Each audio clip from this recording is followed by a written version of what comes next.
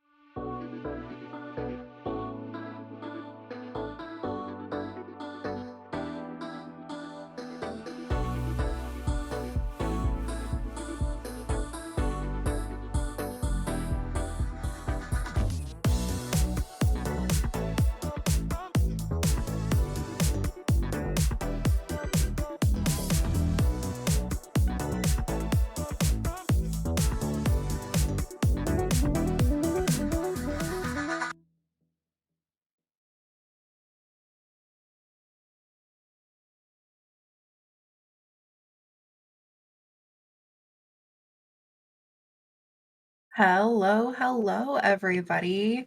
I'm super excited to be back with Dreamhouse by Night. I almost said Vampire by Night, which is not correct.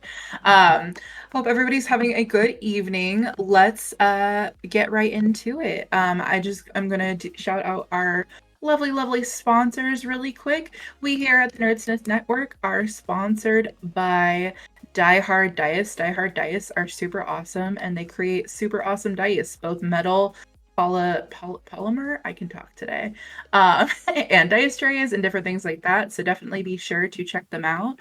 You can get 10% off your order if you use our little code that is in the chat. Let me cue that for you guys. Never mind, but we'll put the information in there in just a little bit. We're also sponsored by World ANVIL. World ANVIL is a world building tool that you can use to create your different sites and everything for your D&D campaigns, as well as any other TTRPG. We here at the Nerdsmith have one for the world of Vale, which is where most of our D&D 5e setting takes place. As well as, I'm trying to think, what else do we have? Am I missing anything? We're also affiliates of Hero Forge. Yeah. If it's not clear that I got 5 hours of sleep last night, Maybe. we're doing great. No, we're also affiliates of Hero Forge. Hero Forge this week, praise the Lord, has come out with more hair. For their Treasure Tuesday. In the chat, we'll drop another link at some point. But if you use that link, you can get 10% off your membership for Hero Forge for the Pro subscription, which I highly recommend if you want to get those Pro features a week early. So anyway, thank you so much. I clearly don't do the ads very often here, and we can get started. Okay. So, without further ado, Nicole, feel free to jump in. Hi, guys. Okay, so for a slight recap, last session, the group was brought to Prince Barbara's beautiful Malibu beach house during a fantastic party. At the party, they got to know a few things, got to meet a few people. Margaret had an interaction with the sheriff, which was all kinds of fun. And the group were given their first task as an official courtier by Prince Barbie. You see, Prince Barbie has a problem. Prince Barbie's beloved human, great couple of greats and their niece went missing. She was a talented artist and painter, and no one has seen her for about a week, which is strange since she had a show going on. So our wonderful group of guys and gals hopped in their car driven by Frank, the long-suffering manservant, and went to the gallery. At the gallery, a few things happened.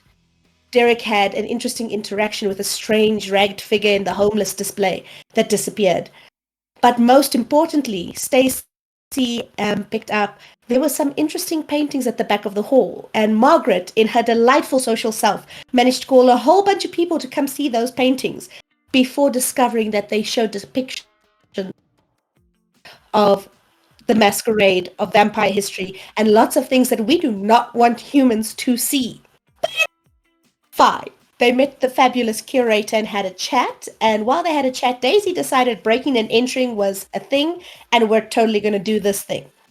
And made her way to the office where she found a few details about the sales.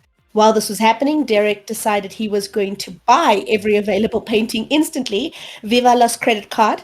And Stacy managed to get an invitation to display her artwork for her first big future show, hopefully. Although she's been pimped on social media by Daisy, so she's doing good with or without it right now. She's blowing up online. After this, the group managed to figure out that our beautiful artist Kelly had not contacted anyone since the previous Tuesday and made their way to her apartment, which was the last place she was known to be found.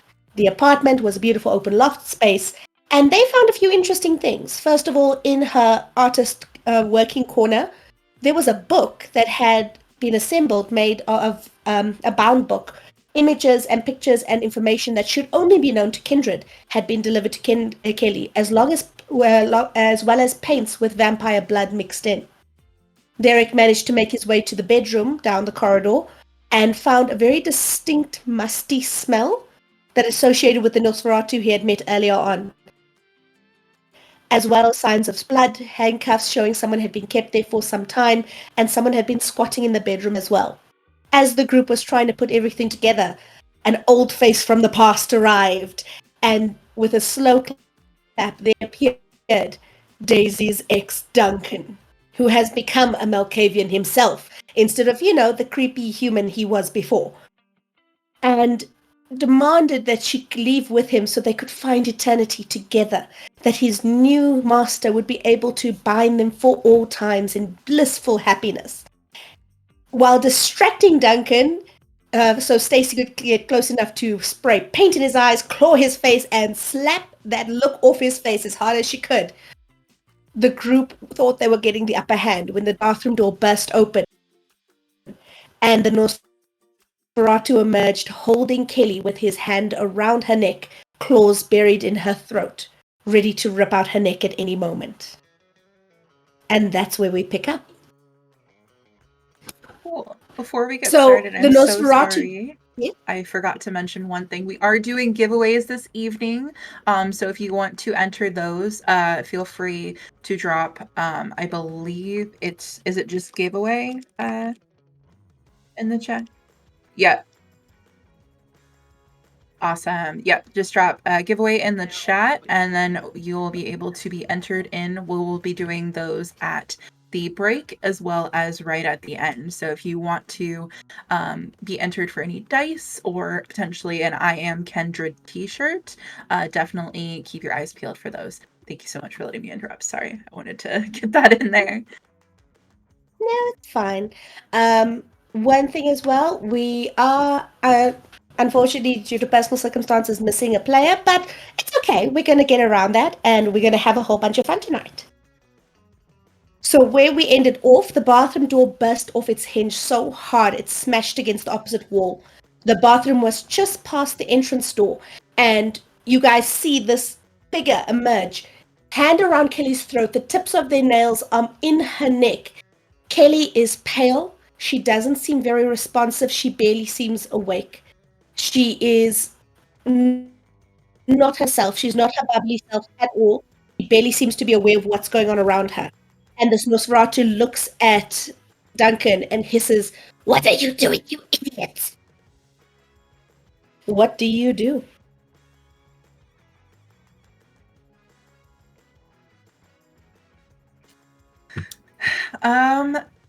Daisy is about, I believe, 2 feet-ish from him, if I recall correctly.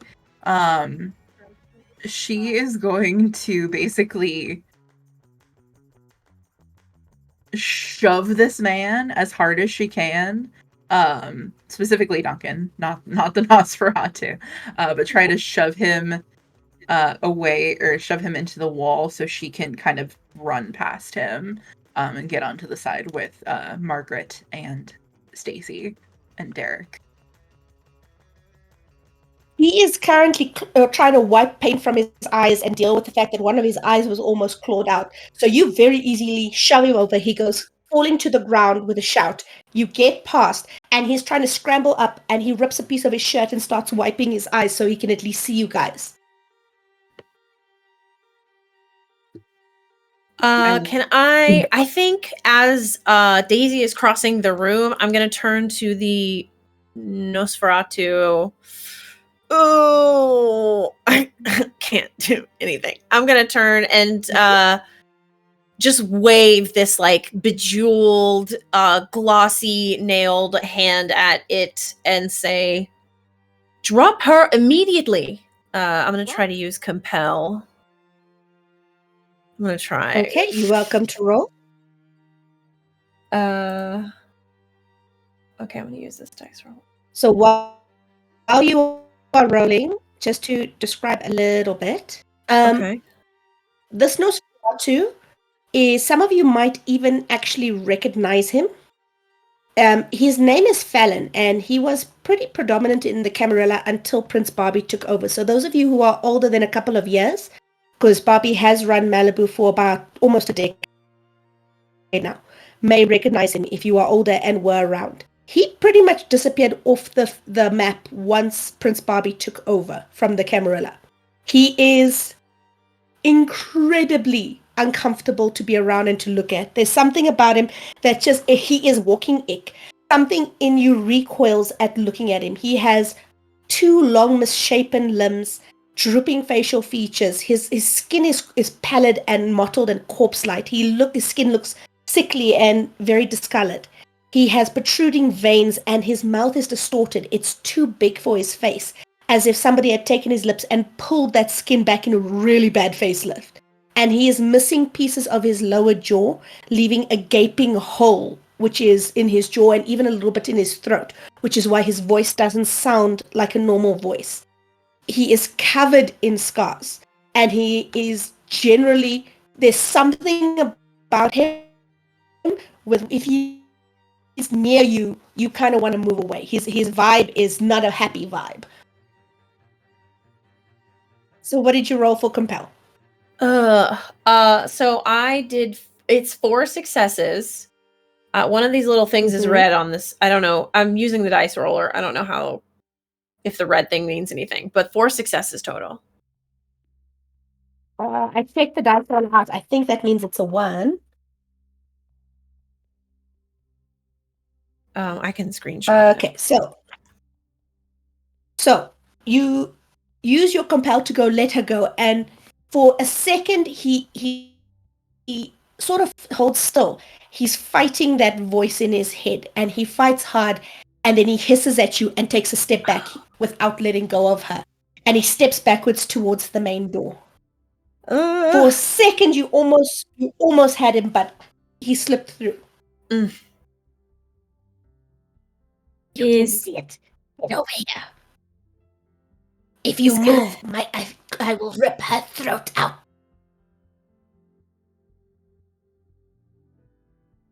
And he's inching towards the door.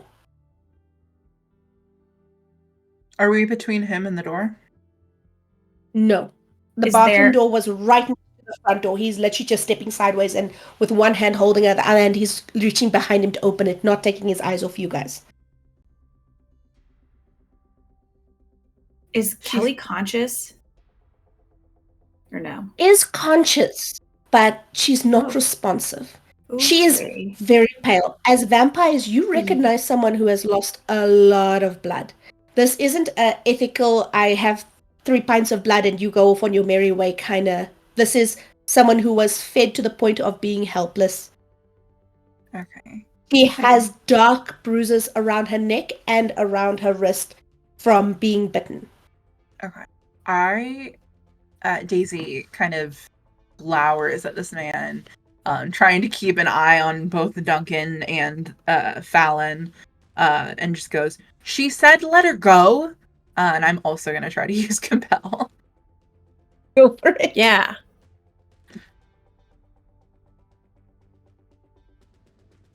Nope, I got 2 successes, but I'm going to use that willpower to try to get a reroll out of that. All right, 3 successes. So I did worse than Margaret. It's almost like he's expecting it now. Because after Margaret tried and she almost got him, he is actively avoiding direct eye contact. He's looking around you guys, not at you guys in the eyes. Here, this is somebody who knows that vampires have these abilities. This isn't like a noob. Fallon is... Oh, I forgot to mention he has red hair, this Fallon. Fallon basically jerks back and he goes, "Nice try, but we're leaving now. Come, you fool." And he basically, with his free hand, reaches out and grabs Duncan and yanks him backwards towards the door. And the door is now open and he pulls him through and he's like, "If you follow us, the girl will lose an eye herself." And shuts the door.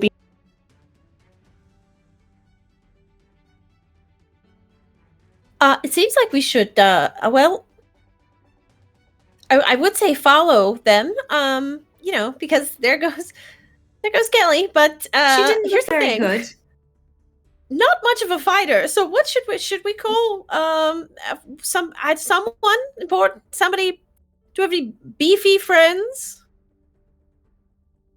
Well, first of all, we don't know where they're going. Where's Frank? Derek, while you were speaking, took off for the door, ran at the door, opened it, looked through and said, "I can't see them." But that doesn't mean much when you're dealing with the Nosferatu. And he's like, "I'll see what I can do." And he takes off down the corridor trying to find them, leaving you 3 in the apartment. Okay. Is there a way to tell the distinction between kindred blood and human blood in the bathroom? Absolutely. Okay. Is there anything that resembles kindred blood in the bathroom? In the bathroom, no. Okay. There are 1 or 2 splotches of human blood, but like drops, not anything graphic, not anything. From what you Derek saw last time, and because he's not here, I'm gonna bring it in. Okay. We're gonna pretend that he mentioned it to you just before everything went. What was happening was she was handcuffed to the bed, and somebody was squatting in the bedroom with her, keeping an eye on her. Okay. So there wasn't any real things happening around the rest of the apartment. You can invest. There is the corner where her art supplies are, her workshop area where she's painting. There is the half with the corner of a face looking out of the canvas, but the bottom half of the jaw is not done. It was a face you didn't recognize, but it was similar. Stacy picked up to one of the faces in the book. There was pictures in the book, and it was similar to one of the faces there. The book is still on the table. You guys did roll. It is not a kind of thing where you want to leave lying around for cops to come and find. There's the paints with the blood in it. There's some spoiled food on the kitchen table, but you 3 didn't go to the bedroom. Derek did. Okay.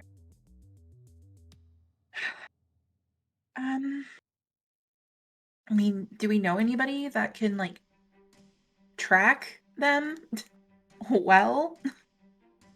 I mean, from what I remember of Fallon, he's not really super tech savvy. So He's really not. So does that mean that you can't just follow him and find him on your little internet thing? No, I mean, and she pulls out her phone and starts to go through and try to find any blocked numbers that she has to find Duncan's. You find a block number and another and another. There's about 6 at this point. Makes sense. He stopped messaging you about a year ago. You stopped having to block numbers at about a year ago. God, I wish it was a year ago. And she will not unblock, but she is going to make a note of the most recent number that had messaged her. And see, once we... I need my computer, at least. Shit. The apartment building is fairly nice. There are security cameras in the hallway. But I want to remind you, a year ago, Duncan was a human. Yeah. When you blocked him and he stopped contacting you, he was a human. He was no longer supposed to be part of your on-life and amazing experience.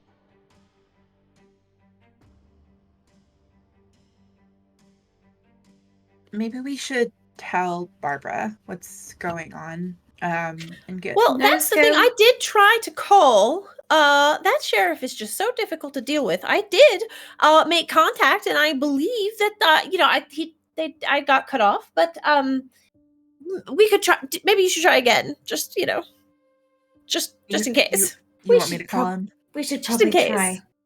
try. We should also leave here because it's grossing me out pretty bad.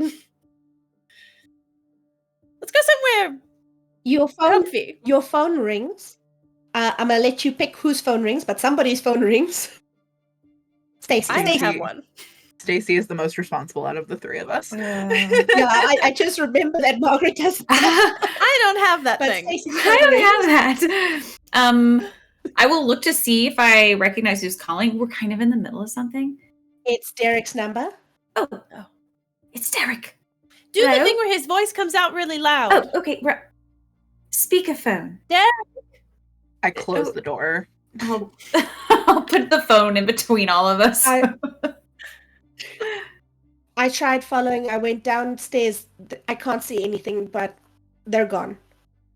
This guy, they've disappeared. I don't know where they are. Listen, I think I got an idea. I think I'm gonna go to the office, track this painting sale. Maybe something they will give us a clue, and stop by Prince Barbara, see if they know anything else. This is unfortunate. Okay. Okay.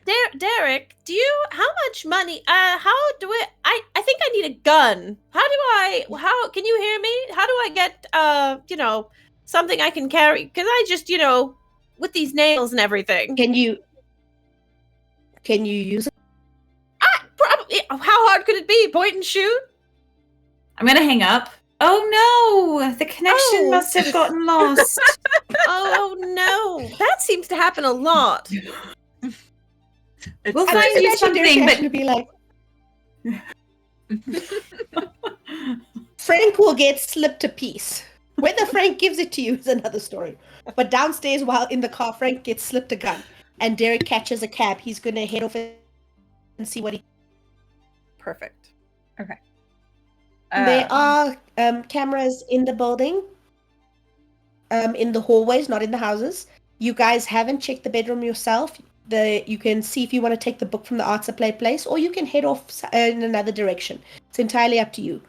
So there are options that I haven't listed, but it's up to you guys.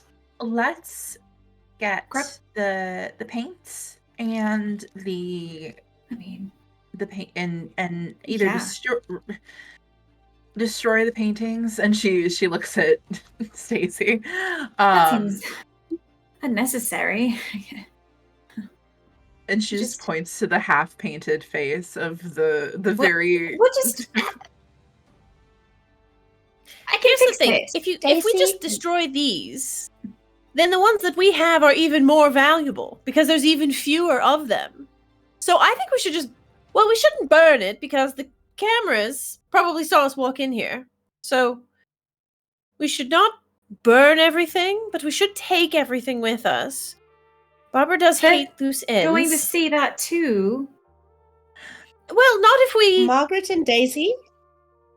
Sorry, just to mention, Margaret and Daisy, you have no issue with this plan. Stacy, there's something in you, in that artist core of you. When you look at this face, it's incomplete. But the idea of damaging this face hurts you. Yeah. And it's not the normal artist, oh, I must protect someone's artwork. Something yeah. in you is holding on to the idea of this painting Ooh. staying and maybe becoming whole someday. Maybe you could finish this. Maybe this could be a great piece on your side. But something about this face gets you. This is my moment.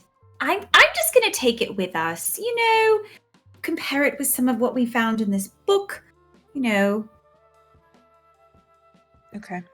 That's fine. Just it needs to not be here. We'll take it with us. Margaret, you made a really good point, actually. And Daisy's going to. Does Kelly have a laptop anywhere that's just strewn about? She's going to start actively looking around the place for one. You can't see anything in the main part of the room. There is a charger, but Okay. the charger is currently empty.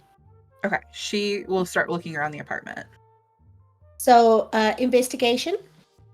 Oh, God.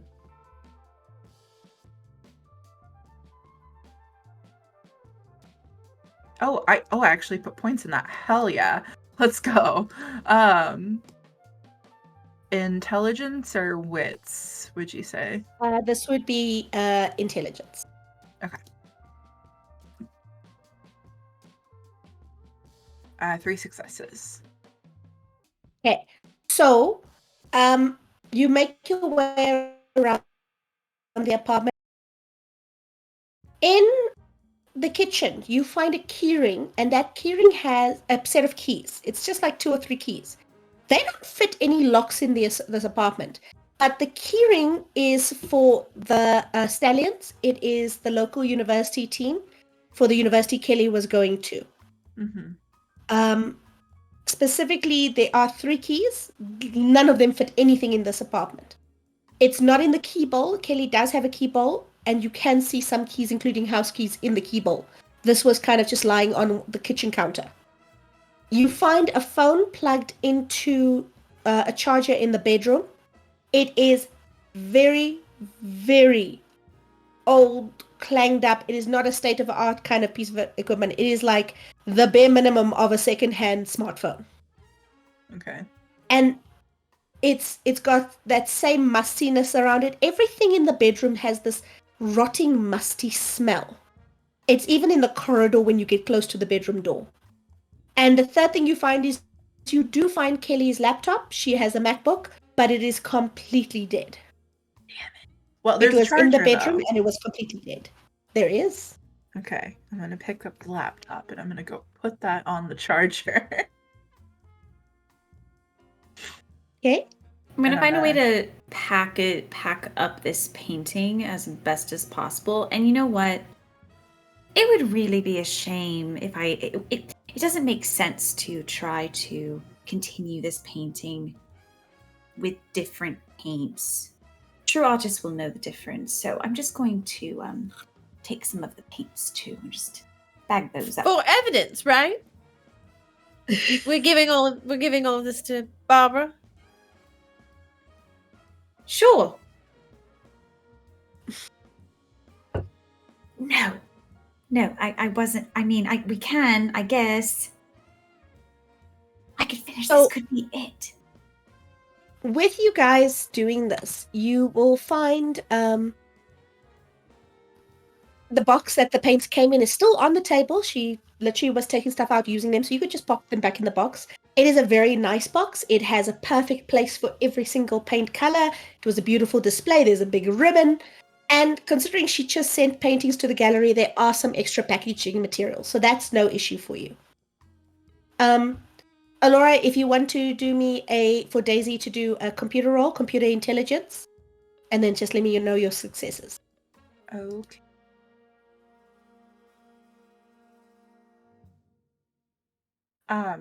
Her goal with the computer specifically is to try to access the building's cameras through the essentially trying to backtrack through the Wi-Fi to delete like the last hour of them entering the building. Because Margaret made a good point with all of that. She was like, yes. Okay. Okay. That is 4 successes. Okay, so you get into the system. You can delete anything you want to delete. You can cut anything you want to cut it where you can. If you do a quick review, what you'll notice is in the corridor, obfuscate doesn't work on cameras. Obfuscate is mental manipulation. It convinces your brain what you see. So you very clearly see them getting down to the stairwell. They don't go to the elevator, they go to the stairs. Derek following a few minutes later, going to the elevator. You watch the stairwell, they went all the way down to the basement, and then there was a grate in the basement that he popped and he dragged her into, and Duncan followed. They are arguing. Duncan is not happy. He is basically shouting at this, like soft shouting at this guy as they make their escape into the sewers. And they disappear from the building. You do see that there wasn't a lot of travel before tonight. This Nosferatu has basically been squatting here a couple days and feeding off of probably Kelly, because there wasn't any other blood dolls that came and went. Just before you guys arrived, Duncan arrived maybe 15-20 minutes before and went in. So they had an expectation you were going to be showing up. They had time to do a few things. You don't see much else on the cameras. Is there, for 4 successes, is there anything else you look for on the laptop?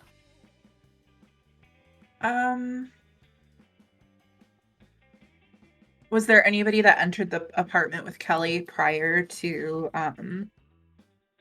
them showing up? Not really. A delivery person came to drop off the paints. If you go back far enough, it was a few weeks ago. But Okay. a figure you can't really see the face. Something happens to the feed that everywhere this person walks, the feed gets shaky, and you can see the person. You can see it's very foggy wherever they step. Okay. It's whoever it is has incredibly short hair. So either it's a man or it's a woman with short or shaved hair.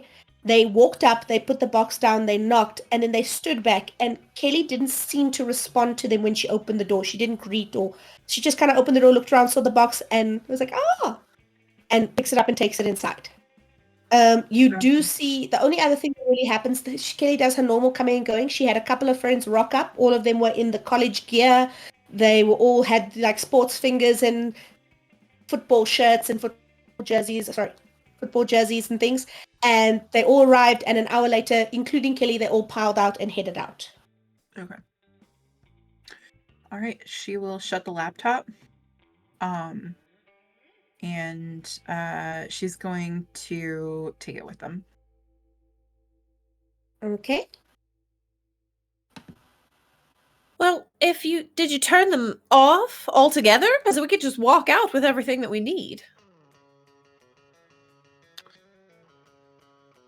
Is that a thing? I don't know. The cameras? Mm-hmm. I deleted the footage of everything up till from before. So Okay. we should be good to just leave. And then when we're in the car, I could do a little quick do and Wonderful. We should be good to go. I Right would then. just love to put my foot in a salt bath or something. I've got just a little bit of a twinge on my heel from these shoes. They're new. You see, I haven't worn them that often. I don't like to wear things more than once. You So. really think that drawing a salt bath is the best time? We'll do it on the way there, dear. Of course. Oh, I forgot. Limo. Sure. My bad. Sure, yeah. Hot tub. No. Oh wait, no. We we're traded back. We in my, traded back, like, right?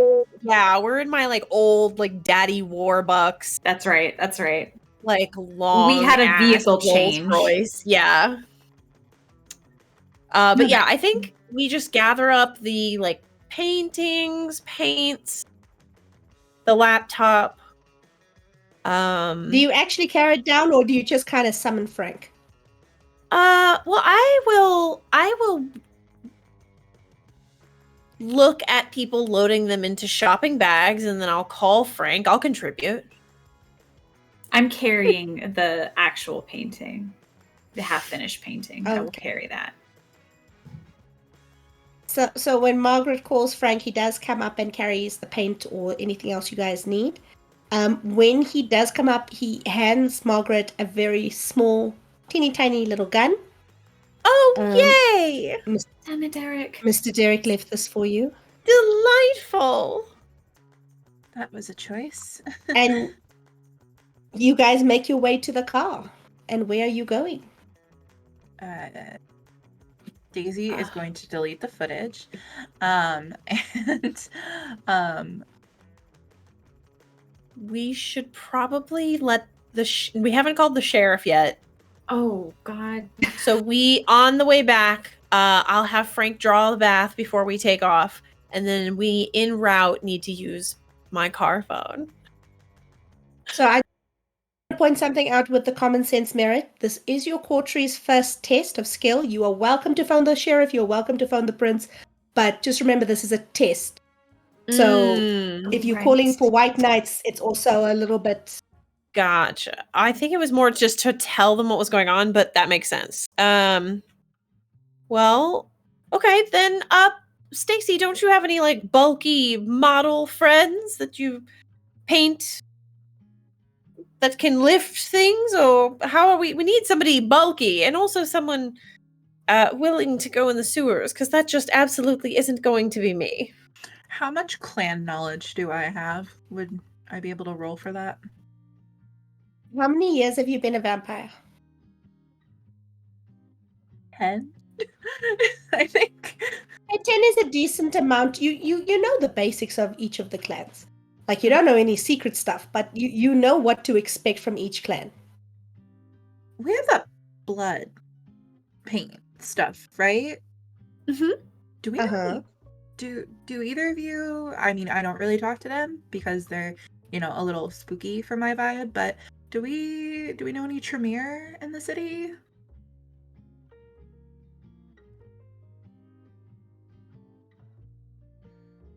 I mean, I feel like Margaret has to know people, especially because Margaret prefers to feed on the elite. So I feel like Margaret would at least know someone, would have at least one lead that we could call if we're trying to achieve something specific. Margaret knows a couple of Tremere in the city. Margaret knows a few people from most clans. Knowing Margaret, I don't think she has any links to Nosferatu just because, the Tremere tend to be very, very...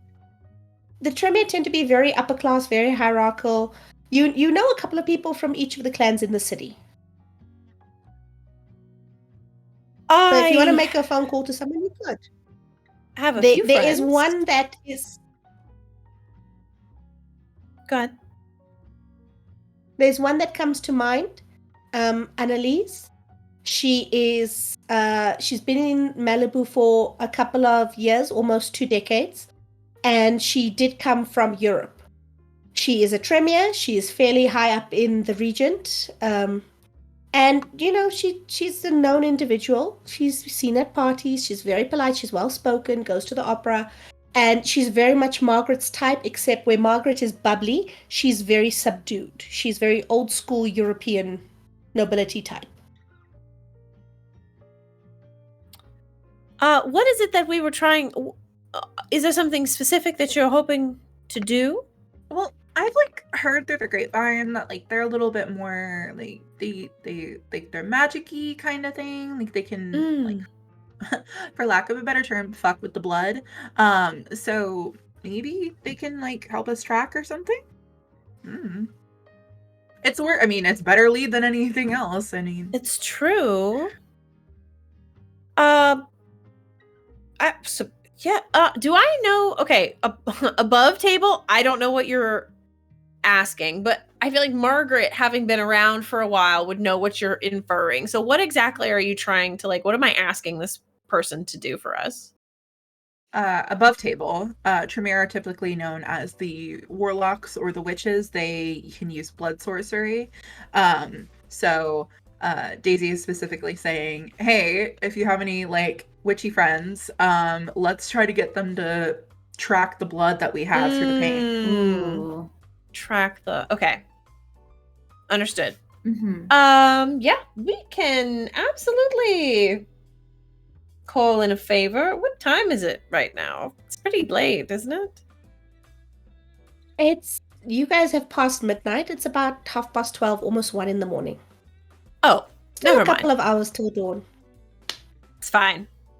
Okay, yeah, I will I kind of imagine like we're in this huge back seat, like this wraparound L-shaped back seat, and I have my feet in this like big porcelain basin that's got like hot water and like Epsom salts in it, and like lavender and flower. It took him like 10 full minutes to draw this bath. Oh my god. And He had a whole kit in the boot. Yeah. He opened the trunk and there was a whole kit. He put in some literally bottled water. He did not take tap water for this. He added everything. He sprinkled. He measured. He presented. Perfect. Frank I is should give fabulous. him a raise. Anyway, we'll call Annalise, I suppose. But we're headed to where? Should we go back to our haven? Where is the safest place to put this stuff? Our haven, probably. I don't like the idea of just carting it around all night while we're Right. Well, you maybe- arranged to have the painting shipped to Frank's house. Yes, those are the ones that we bought from the gallery, but I mean the evidence we have on us. I think taking it to the haven is probably the safest for right now. But we should probably meet your friend in somewhere that's private, but more public, but private, if that makes sense. Like, do you have like a lounge or anything? Oh, absolutely. Yes. So yes, let's I'll call her on our way home. Hopefully she's up. Hopefully she's out. Moving and shaking. Who knows? She turns in early for the evening. She was at Elysium earlier. So she was at the Elysium.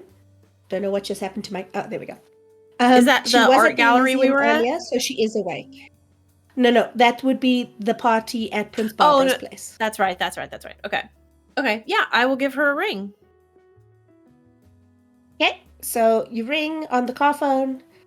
After 2 or 3 rings, you hear this very, subdued, "Good evening." Annalise, sweetheart, I need a favor. Great, how are you? I'm doing wonderful. I was wondering if I might. I have to run a quick errand, but I would just love to see you if you have some time. I should have. You're welcome to come to the tea room. Wonderful. Love you. Kisses. And I'm going to hang up the phone. Yes. Kiss, dear. But as a show of as a token, I'm going to, when we get to the house, I'm going to grab a really nice vintage, barrel-aged bottle, like a 375 of some fancy blood that I've been saving for a special occasion. Blood doesn't keep that well for long term. Well, But you I just got it. I'm gonna bring her something nice. You're welcome to bring a very nice vintage, aka about 4 or 5 days blood. Yeah. Because without clotting agents, it goes bad pretty fast, and clotting agents taste like chemicals. Yeah, we Not don't want nice. that. We don't want I definitely had to make a few phone calls the first time she told me that. And you guys make your way to the tea room. It is a beautiful sort of courtyard gardeny vibe, and with wrought iron tables, some old-fashioned looking lights. It's as if they took a courtyard in New Orleans and they dropped it in the middle of Malibu. The music is very chilled. The vibes are very chilled. There's a lot of people in expensive clothes and expensive jewelry looking around. This is not where you take, a giggly airhead first date. This is people of a certain standard. So as soon as Stacy and Daisy walk in, there's 5 eyes going. Wait, if I knew where we're going though, I would have at least thrown some I think I would have, especially Stacy. What? Would have tried to gussy her up a little because I got to show my face here Especially- again. So yeah, that stinks. I know none of your like wounded Daria shit. I need Margaret would never make that reference. She doesn't know what that is. But none of your sad girl times. We need like You can glitz and glam. We need like Can I glitz and glam? It's fine. yeah. Before it was glam and glitz, and now it's glitz and glam. It's after 1 a.m. You'd You see, already. there are standards, dear. I'm wearing a lot of different fancy clothes tonight. Yeah, I've this is like your third wardrobe change, Yeah. a la Margaret. So you're welcome. But yeah, anyway, I'm sure they still get Barbie looks, that never gets. but I'm the going clothes to try as much as possible to be as bubbly and effusive and draw as much attention to myself, so that they aren't getting any stinky eyeballs. Oh wait, I might have an ability for So that. that you Hold on. okay.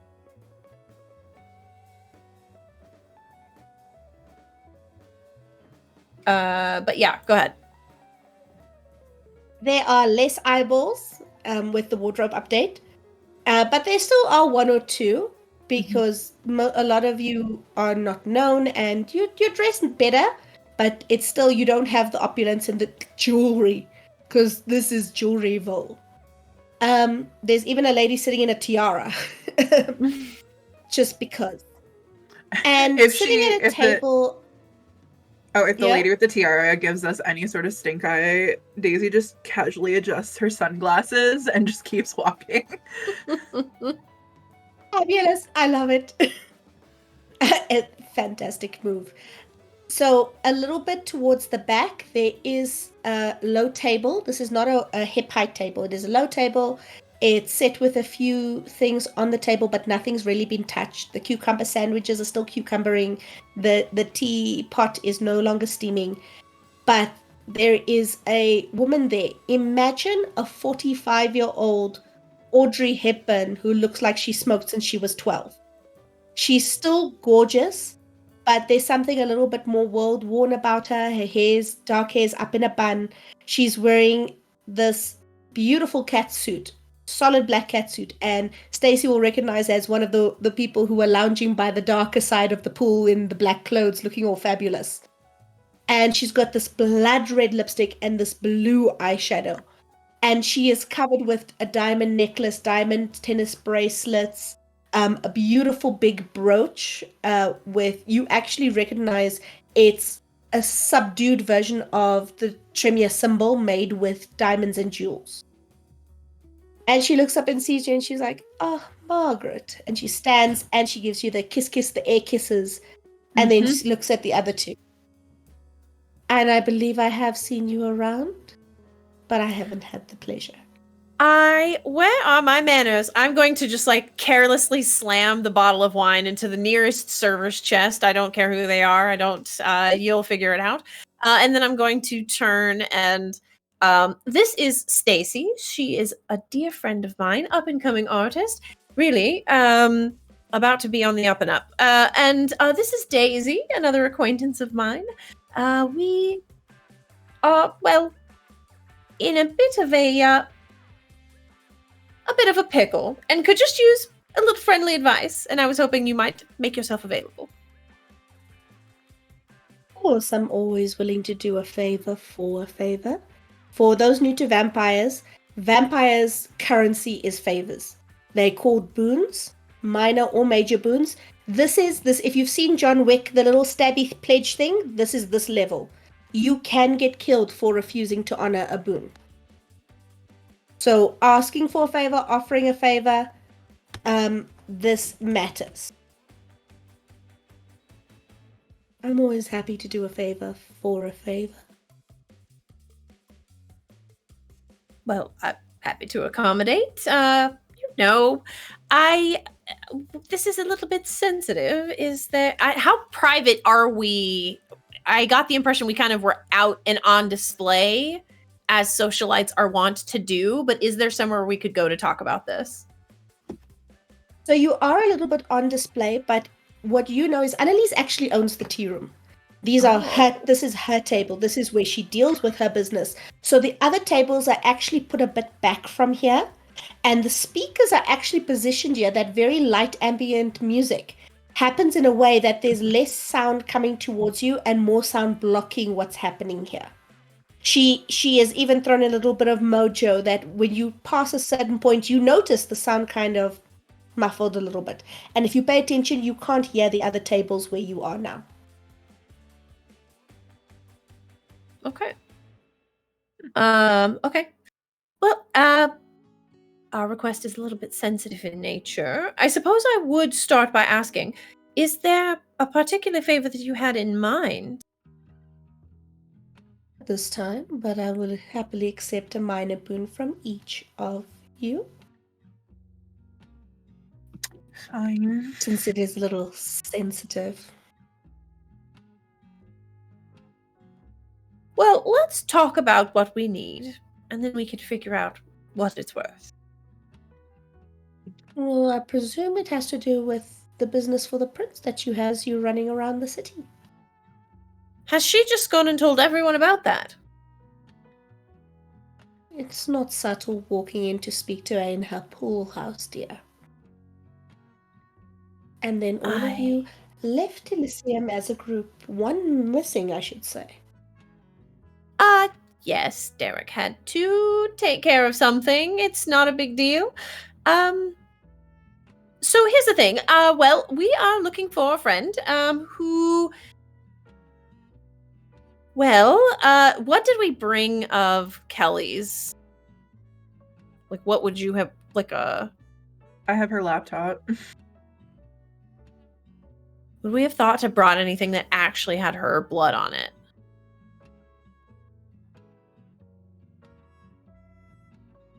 Maybe not. Did you bring the I think- keys? Yeah, I will say that we were actively collecting stuff that had blood on it, Just so putting stuff in. maybe the rule of common sense here that we probably would have grabbed something that had hers Something. on it as well, like a shirt or a And we would have kept something pillowcase. with us and not left it at the. There was a distinct lack of clothing, dirty clothing. Out of character, he didn't really let her change clothes. He didn't worry with all of that with her. Sorry, the laptop goes every few minutes if I don't move. So there was the blood in the bathroom, and you could have taken a face cloth and just done a swipe of that if you wanted. Sure, that works. Otherwise, you're going to have to bring like the pillowcase or the bed sheets, because that's where a lot of the splatter was. Seems like Okay. a lot.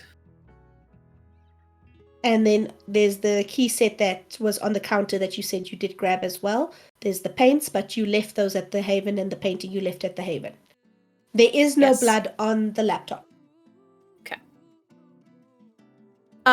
Well, we have a few things that belong to someone quite close.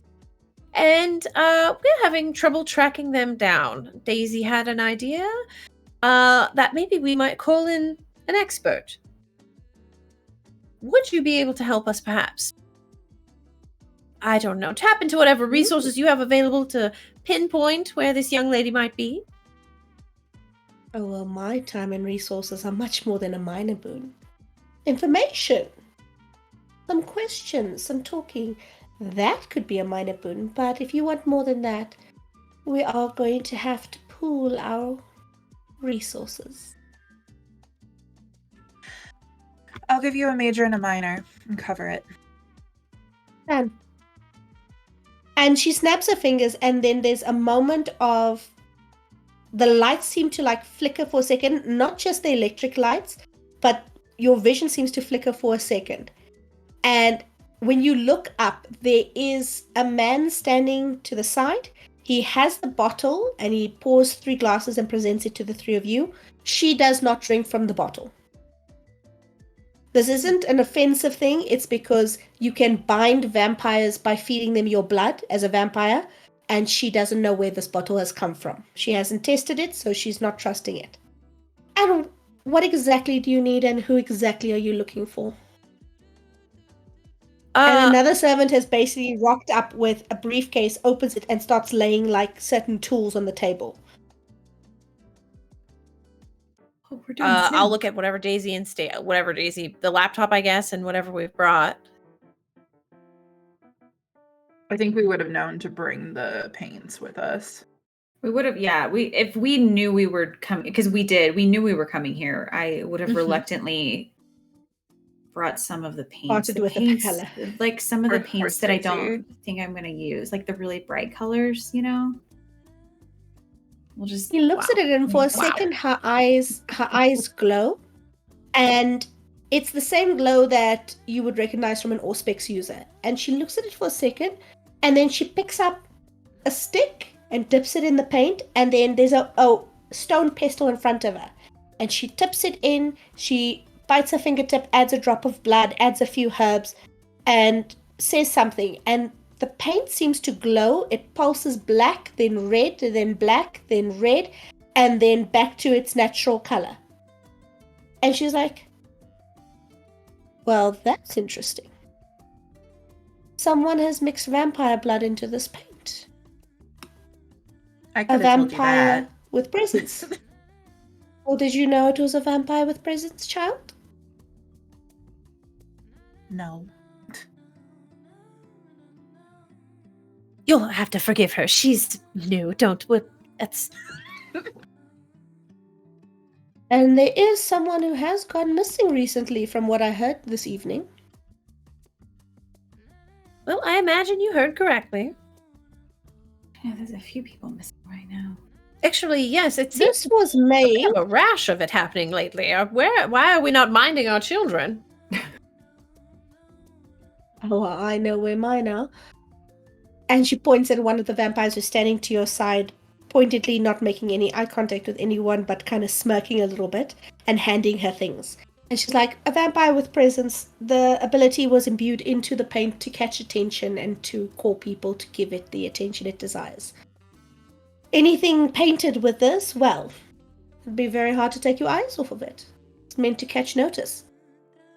I will say it is not really a Camarilla ritual. Thing for the dragons. The dragons is like a very side way of saying the Tzimitzi. They do have sorceries of their own. I feel like I read something about that at one point, but like we've already established They I'm not as are- smart as you, so Oh, darling. Don't pander, it doesn't fit you. Stand tall and know you're what you know. They are a very emotional clan. They believe in enlightening self through body, but they do have blood rituals and blood sorcery of their own. Not too fond of my clan. Now, what else do you have? And she takes the stick and she I happen to have a chopstick. and noses the bowl to the side. And a new bowl is placed in front of her. What else do you have? Was that the Paint? paint that she just sampled? We give her the paint and the laptop, I guess. it's the so we're gonna take a little break. Oh no! We're gonna do some giveaways here in just a moment. But give us a moment just to get kind of situated for our break, and we will get everything in order. Okay. Thank you guys so much for watching. I hit the wrong button. You're good. We're on break.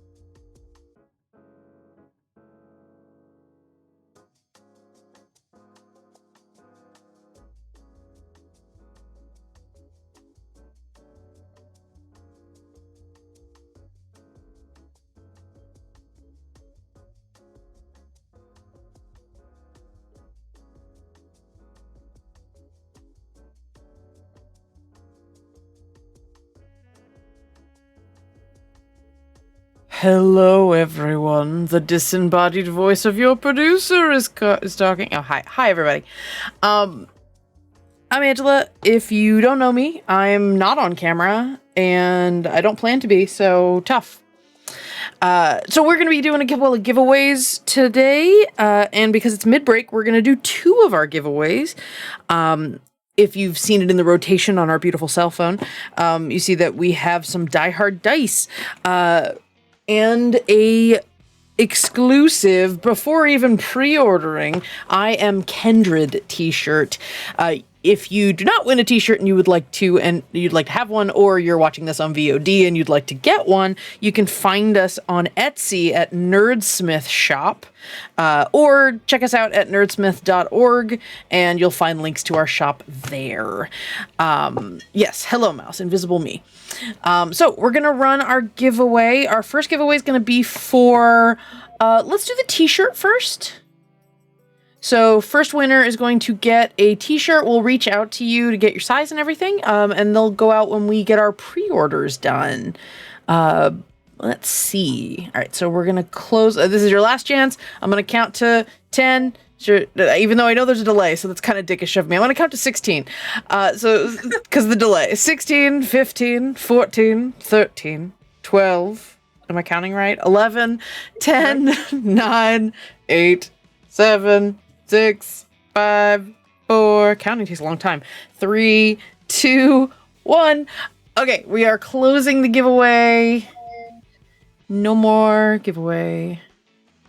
Closing entries. All right, so we're gonna run and see who wins our t-shirt.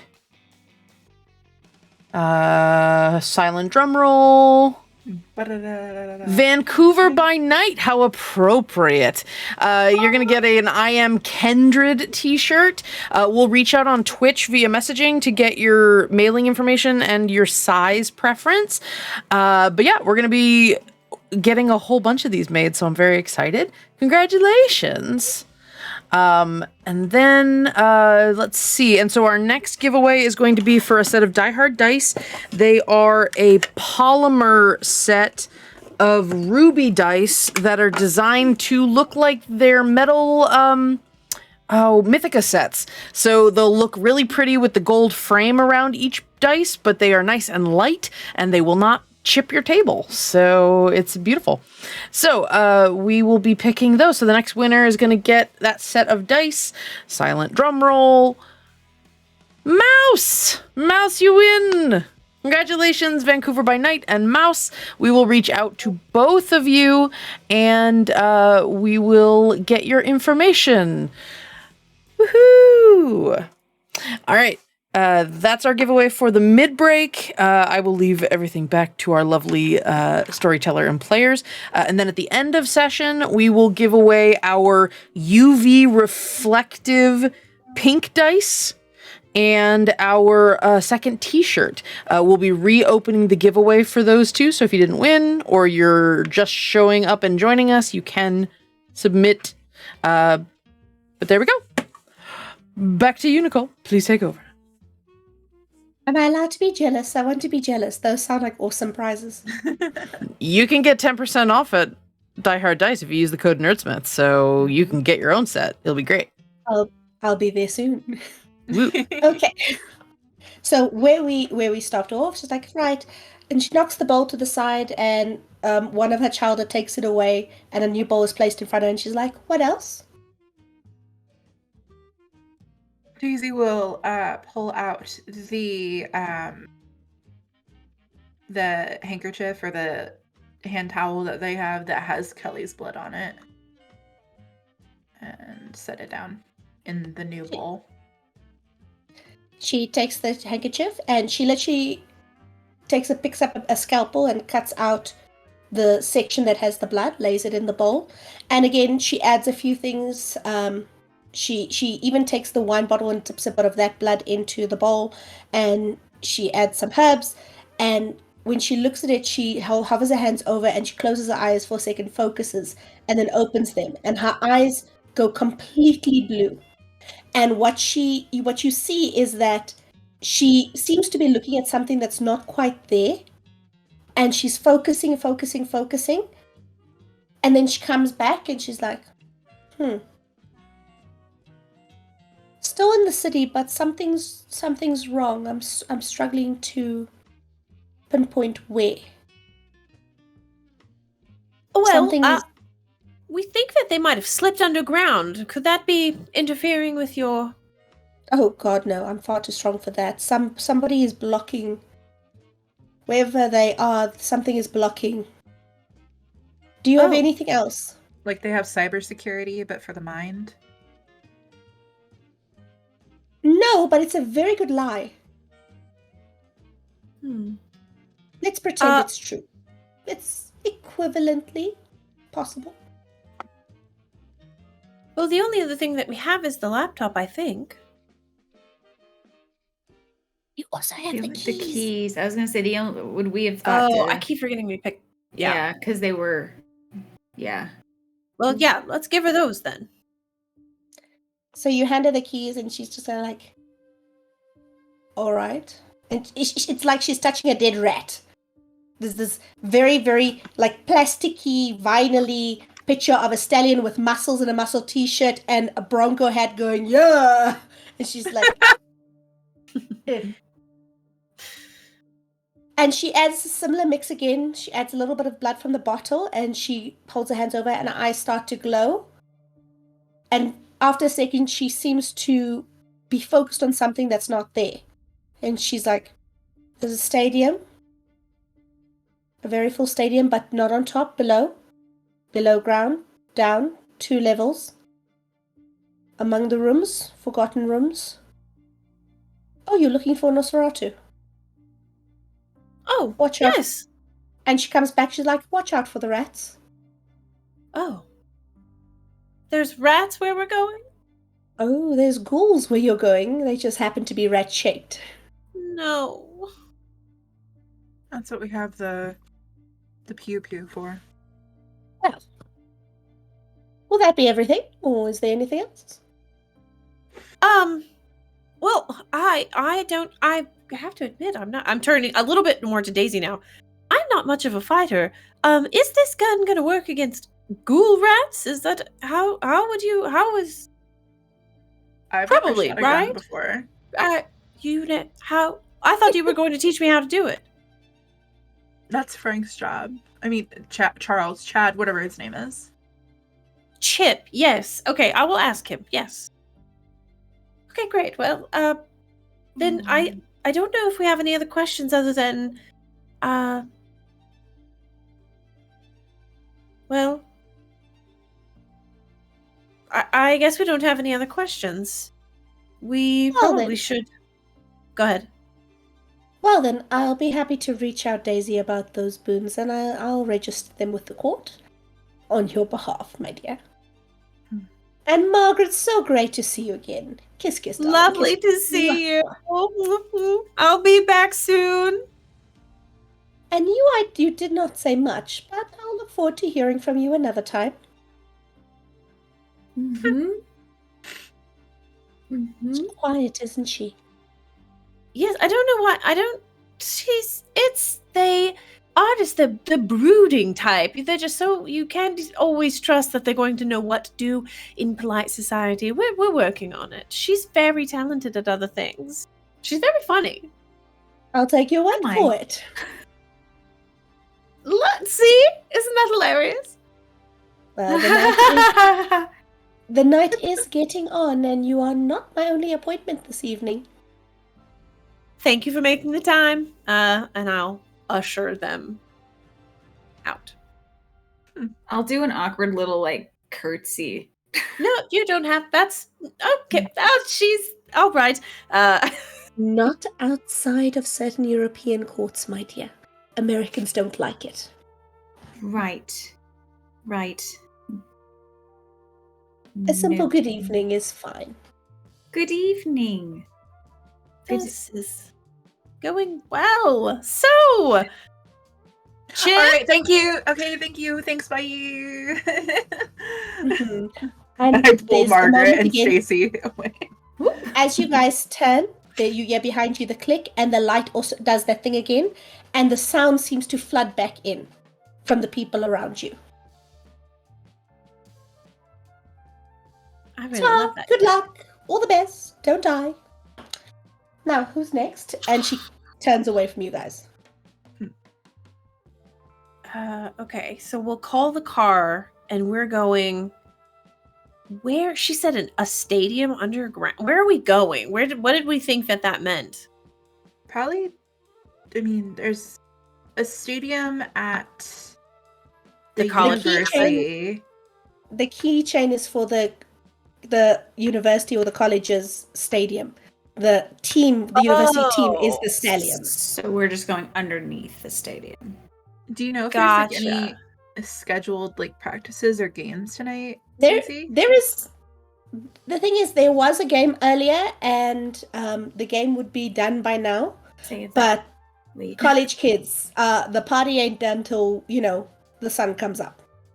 So there's probably tailgating. There's probably still people in the stadium. It's a modern stadium. The stadium was refitted a few years ago, and if you've been to a stadium these days, there's those big ones.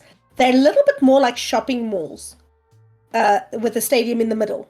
They've got shops, they've got restaurants, they've got pubs and bars. So there's lots of people who would still be out and about.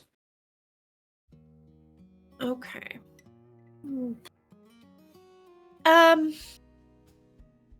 Listen, girls, I'm going to be honest. I feel ill-equipped to handle this. I am, I'm not really one to get my hands dirty. So we might think about, Stacy, you are certainly, have your physical skills, but we might want somebody who, perhaps, what is it, maybe like some sort of brick shithouse. We would need some sort of massive individual that might prevent us from just getting completely obliterated while we extract my niece. Did you have somebody in mind? Oh, I know who we can call. Can I call Francois? I need them to hook me up with some of the people that do their deliveries. I need a big, burly, hot trucker delivery guy. So that's where we might be able to find one. So Francois is human. That's and fine. he does have has the gala event tonight, so he's probably it's probably still open. His people would be human. And you are going into a situation with what, at least, the very least you know about is a Nosferatu and Gould rats. That's right. I forgot about the rats. Daphne? Well, just one isn't going to be enough. Daphne. She's the one who won the fight earlier in the pool when they were playing chicken. She did seem quite taken by our friend. Stacy. Stacy. So, you know how I just dropped a major and a minor boon for you? So you're gonna do me a favor. And you're gonna go on a date with Daphne. What? Yeah. Right. Wait, Yeah, she's like really into you, honestly. wait, what? Really? I mean, feels like a cruel joke. No, she's a cute redhead. You're a cute redhead. You guys will go great together. I mean, if I must for this task we have to do, I suppose I could spend a. I mean, from the way that she was looking at you, she'll probably buy you dinner, so. In full I mean- disclosure, I think if you're going to ask her to lay her life on the line before the first date, you're going to have to put out. Are you prepared? Do vampires blush?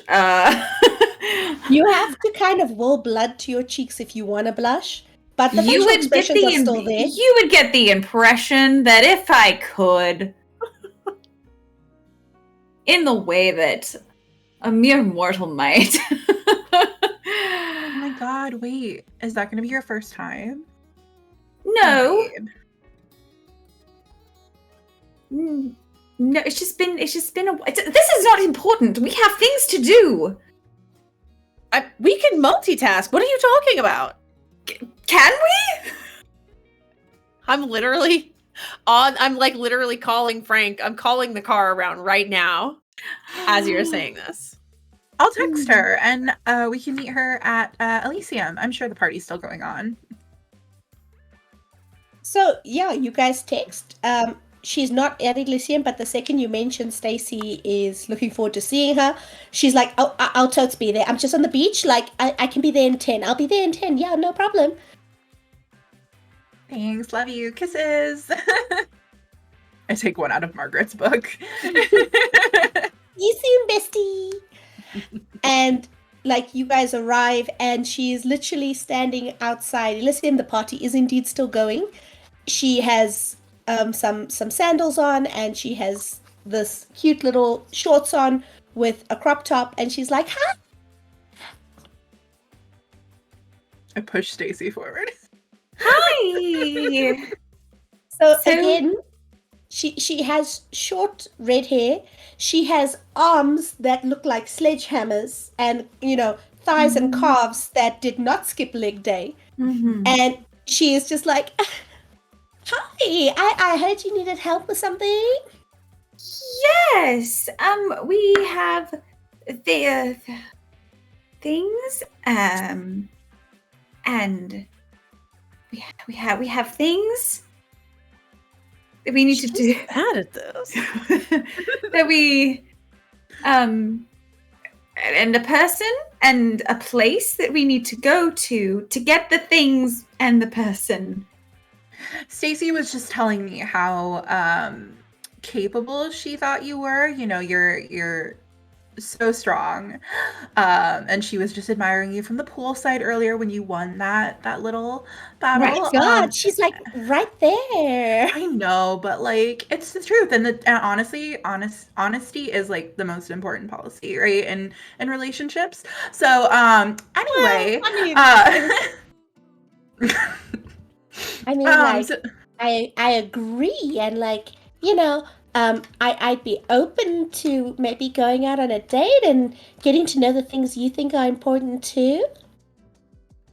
Yeah, that would be nice. Oh my God, have you ever been nighttime surfing? It's like so fun. I have not, but it sounds Sandy. Sandy. Oh, it is. It's so much fun, and then you jump in the ocean, and it's like ice cold. It wakes you up, and I have a spare board, and if you wanted to go, I could show you the best spots. Darling, before you go surfing, we actually we're thinking we have a specific destination in mind. We do have to make a quick stop.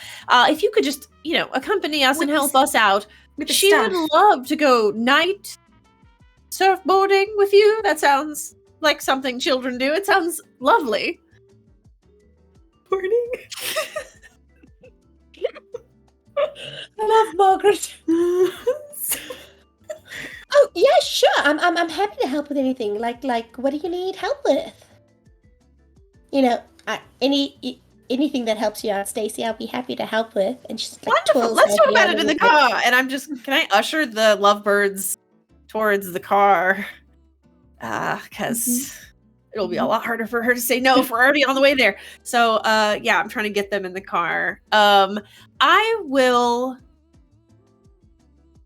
Do we have time? I know that Barbara must have if not a full, like an armory, then there's at least a drawer somewhere in here with something we can grab.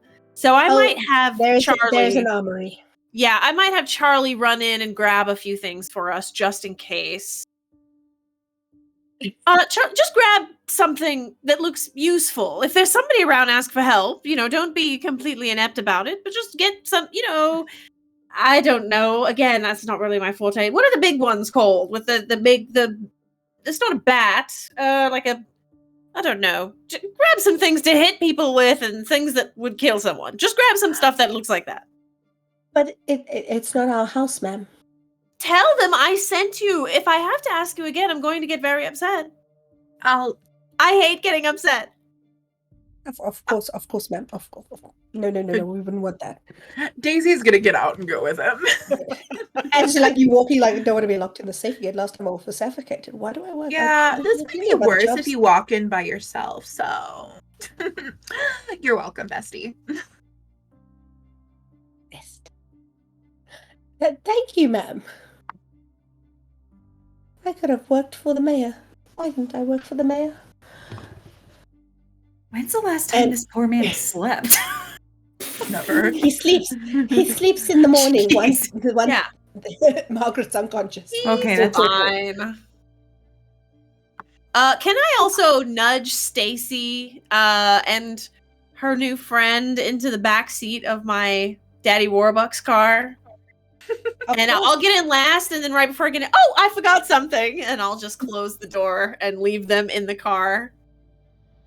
Try to subtly lock it, and I'll just wait outside of the car. So I'm gonna come back to Stacy in a minute. But for Daisy, you go with him into the house, and eventually you bump into one of the servants of the house, and you explain Margaret is outside, and they like kind of lean and look through the window, and then they like very much side eye, like, oh, that one's here. Yeah, just like I wanted to, I was thinking about you guys, so I came in instead, and I brought Frank here with me. So we just need to grab a couple things, and then we'll be out of your hair, and you won't have to deal with And- Margaret. Great, right? And what things do you need to grab from the Prince's Haven? Margaret was saying that Barbara had lent her some like guns or like weapons in the past. You So don't have your own? we have her words, not mine. I don't know. I'm the messenger. Don't shoot me. Please. Okay, well, I'm sure the prince won't mind for Margaret, but I can't let you take anything too serious. And they lead you to up a staircase to one of the rooms, and they type a code on the door and go in, and the entire room is pink, like the same shade as your background is right now, that shade of pink. And there are glass cabinets, or they actually, when you touch them, they're not glass, they're like perspex. And when you open up, every single thing on the shelves, it's weapons of all types, have been placed beautifully and against the walls. They clipped in place, they held in place. Everything is absolutely where you need it, and outfits are designed around a collection of weapons. And the person basically grabs a bag and goes around and grabs like a rope, a combat knife. Frank is like, is there something to hit someone with, please? And they like look at him, and they grab 2 pink clubs and throw it in. Everything's pink. All the guns are pink. All the knives are pink. I love Barbara so much. And a couple of ammo clips into a bag. They're like, well, here you go. And they hand you the bag. Thank you. Nothing's registered, so you don't have to worry about it tracing anywhere. Beautiful. Oh, she gets me. So, I'll be out of here then. Yeah? All right, I'll let the prince know you stopped by. All right. Thank you, Toodles. And she's gonna head out. And And then, Okay. yeah. No, go ahead. As we're walking out, Daisy just leans over to Frank and is just like, listen, I know you asked for the hammer, but whatever you do, just don't smack Margaret upside the head with it. I know that we're going to give you a day off soon, I promise. I would never attack my employer. Insight check. He genuinely would not smack her in the head of the head. What he does to one of her wigs when he gets back, or one of her outfits, is another story entirely. But he would never harm her. Okay. Unprofessional. Besides, he's not sure he could stop if he starts.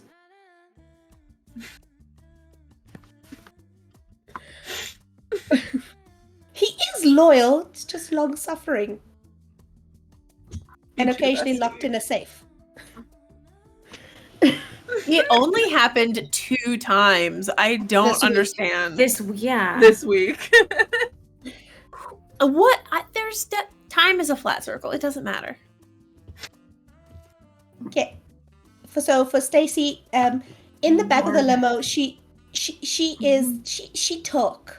talk a lot. That's so Like, good. If Just you give let her her. a topic, Yeah. oh my god, and, I could totally share this, and oh my god, have you seen this, and have you met him, and did you hear? There is very little going on between those ears. Oh, She's lovely, bubbly, wonderful airhead. okay. This- I'm this- just this- gonna let her talk. This is great. This is perfect for me. I don't care if there's substance or not. I just get to sit here and listen and admire.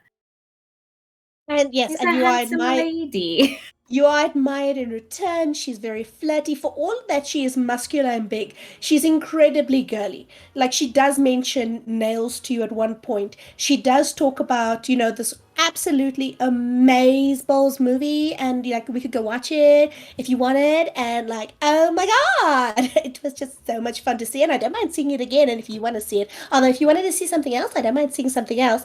As long as it's not one of those movies with words at the bottom, because that goes a little fast and I get a little lost. But that's okay though, because there's lots of other choices for us to choose from, and we could even go dancing. If you want to go dancing, we could go dancing. This is the kind of, like, And it's every just now a and then lot it of pulls you this. in. It's just a lot. No. Okay. Yeah. And then if there's ever a pause, like, I'll try to respond to the very last thing that was said. And If you try to respond, she does stop. So, and she wants sure. gives you, like, When she goes to 100% take attention. she wouldn't need to stop to take a breath. No, you do. You need it to move past the vocal cords to speak. Okay, perfect. So, whenever she is pausing for a breath, I will use those opportunities so it's not a completely one-sided. It's like not 100% her. It's just like 98.5% her. But this is a beautiful. This is already working out way better than I expected, honestly. And I'll just smile and nod and try to keep up as best I can. I think there's something different about her energy. It's very different than mine. It's very intriguing. Aw. Yeah. Okay. So Daisy gets back with the guns. I've And got a Well, how did question. it go? Good. They were so happy to hear from you. They said they're gonna let Barbara know that you stopped by, and borrowed some stuff. So here you go. And Daisy just hands her the bag full of weapons. As you extend it to hold it out to me, though, I think Margaret just sort of, no, those are for you. I already have what Derek arranged for me to have this. I'm already covered, and we're just gonna go with that. And just my good luck and charm. That's for you and for Stacy. Oh, So just pick whatever you want. Is your gun loaded? I think so. I'm gonna pick it up and point it in my own face. Ma'am. Oh, Is the safety on? God, I don't know. Frank, is it on? I don't know what that means, Frank. If I may, if I could, and he turns it away from your face and away from his face because he doesn't trust you that much. And he's like, this switch, if this switch is up, as you can see, it is currently down. But when the switch is up, the gun will not fire. So let's just switch that up.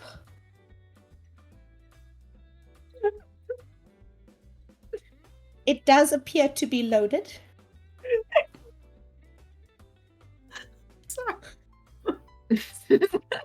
I'm sorry.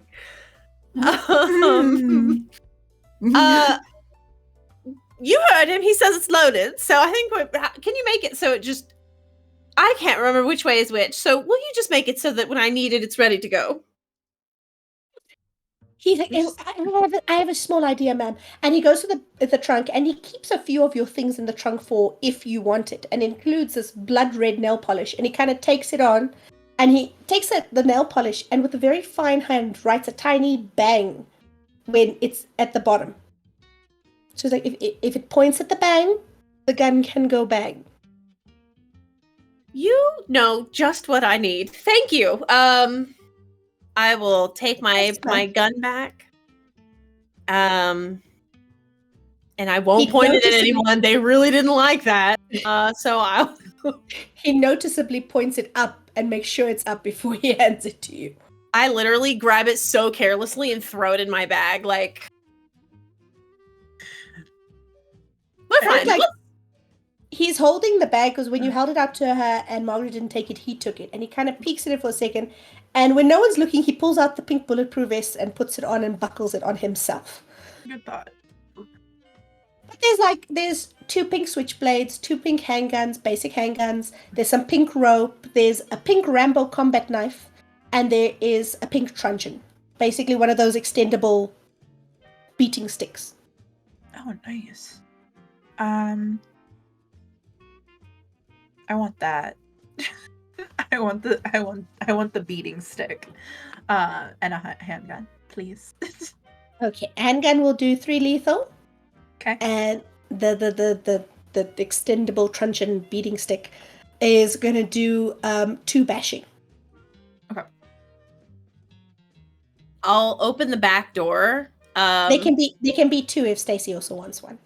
Yeah, can I just open the back seat? The back door of the car. I hope you're decent. I have some presents. Oh my god, like in public? Like Dear, the windows are flashes tinted. and- I don't know who you think you're dealing with, but anyway, here you go. And I'm gonna just shove this bag full of weapons into Stacy's purview, while her companion. Just pick whatever you like. We are sort of in a hurry. I'm also climbing into the car after the bag. We should head that direction. Just take whatever you like, or all of it. I don't know. However many. So Go ahead. no, go for it. I was gonna say, so you said there was a combat knife. There's a Rambo style combat knife. It's about yay big, I'm gonna take that. 3 lethal. Okay. It's a very big stabber. It's a big pointy boy. Okay. Oh, very, very beautiful shades of pink. Metallic pink blade, bubblegum pink handle, some dark pink accents. Very nice. Chef's kiss. Because Barbara has a very specific aesthetic. So you guys head off. You get to the stadium at about 2. There are still people inside, but mostly around the bars and the pubs. There are some life going around. Security is lax. It's after the game. The players are gone or partying. No one's really fussing as long as nobody's smashing windows or breaking anything or starting fights. Their main focus is the bars. So you guys walk into the stadium. There are some doors and utility access doors here and there, but they are locked.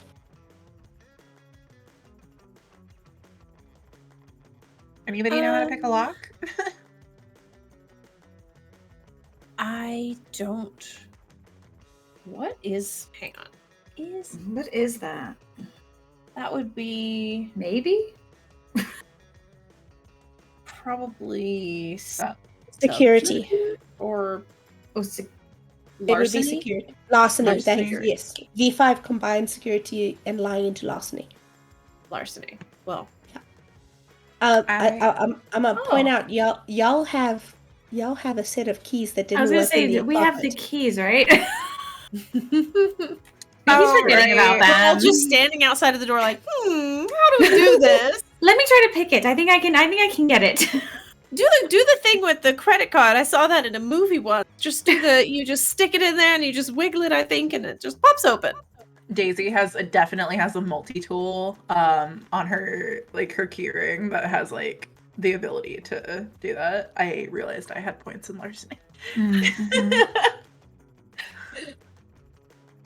But then we eventually figure out we have. Yeah, I feel like we fiddle with that for a little bit, and then I'm just imagining that you two are fussing, and then you have Stacey's paramour on the side being like, you want me to hit it? I can hit it. And in the background, Stacey's just watching for a second, be like,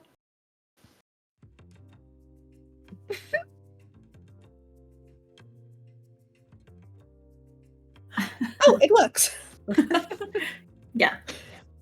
Feels accurate. Oh. And you guys make your way downstairs into the underbelly.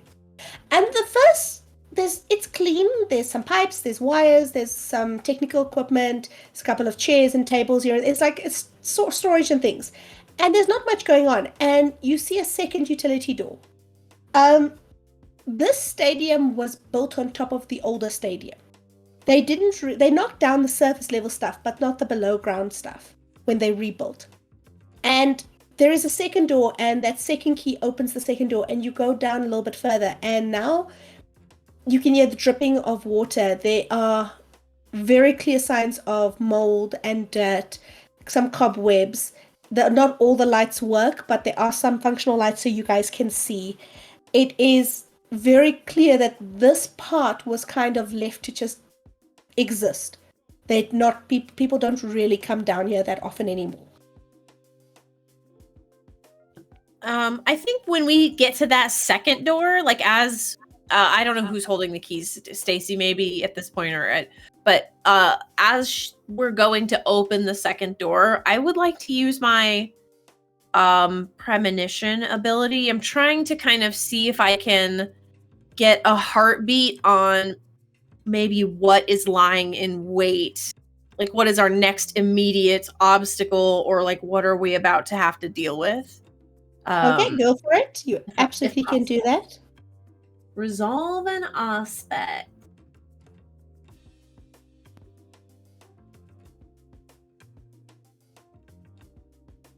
Okay. 3 successes. Above you, you can still hear the sounds of the crowds and the bars and the music pumping through the door behind you. But ahead of you, there's a lack of life. There's a lack of noise. There's a lack of a lot. There is a presence down here that you pick up towards the training rooms, and you realize that this is literally where the old locker rooms were, the old training rooms, old storage rooms. They left it and abandoned it, and that's what this place feels like, is abandoned. You do pick up that there's something towards the training rooms, and there is a utility map on the wall that guides you a little bit. There's some tunnels and maintenance areas, but there is a feeling of water and damp from that side. There are big spaces, and there are clutter, and the crumbling nature of this abandonment is in the atmosphere when you use your premonition. It feels like people aren't supposed to be here anymore. You don't pick up active life the way you do upstairs. You do pick up that little lives. Not super little, like the size of a big cat or a small dog. And there's quite a few of them, especially from the storage room and the maintenance tunnels areas. There are a few in the training room, but there's quite a few of them down here. And you even pick up a little bit of a sense of watchfulness, but it's not very strong. What is Stacy's girlfriend's name again? What's your new Daphne. love of your life? Daphne. Okay, so here's the deal. Daphne, you've been a great sport, so we're just going to ask you to hang in there a bit longer. We need to do a bit of good old-fashioned extermination. A little bit of a rat stomping, I think. So if you're up for it, we really just need to get my niece in and out. And I think these rats are going to be a problem. So do you have those big squishy bats in the bag? Oh, I can take it. Like, she pulls out one of the batons, like, oh, this will work pretty good. And Yes. she looks over, she sees a chair, and she just snaps the leg off the chair like she's taking a pair of chopsticks and going twink. And she's like, oh yeah, no, these will work great. You want me to kill some rats? Really? That's it? Okay, well. It's a figure of speech, but Well, Yeah, actually, in this case, it's kind of not. It's actually, quite literally, I think we're about to run into a bunch of ghoul rats, or whatever those. Rats? Don't can be worry about it. cool. Yeah, just smash them as best you can, and we're going to try to get in and out with my niece, and then we're all going to get out and have a big celebration afterward. I can do that. And she kind of looks around and she's like, well, rats like things down, so I'm gonna go down those stairs and see what I can find. And she like kind of looks at you and waves, and she looks at Stacy and she's like, I'll see you soon. Hi. I'll see you soon. And she heads up down the stairs and she's like, here, ready. Clang, clang, clang. Here, ready. Oh, there's one. Oh. Damn. And then she carries on down the stairs. Stacy, your girlfriend's really good at smashing things. I'll bet. I'm just gonna like Munchkin slink. brown cow. Yeah. Yeah. See, I told you it was gonna work out. What? Are we supposed to follow?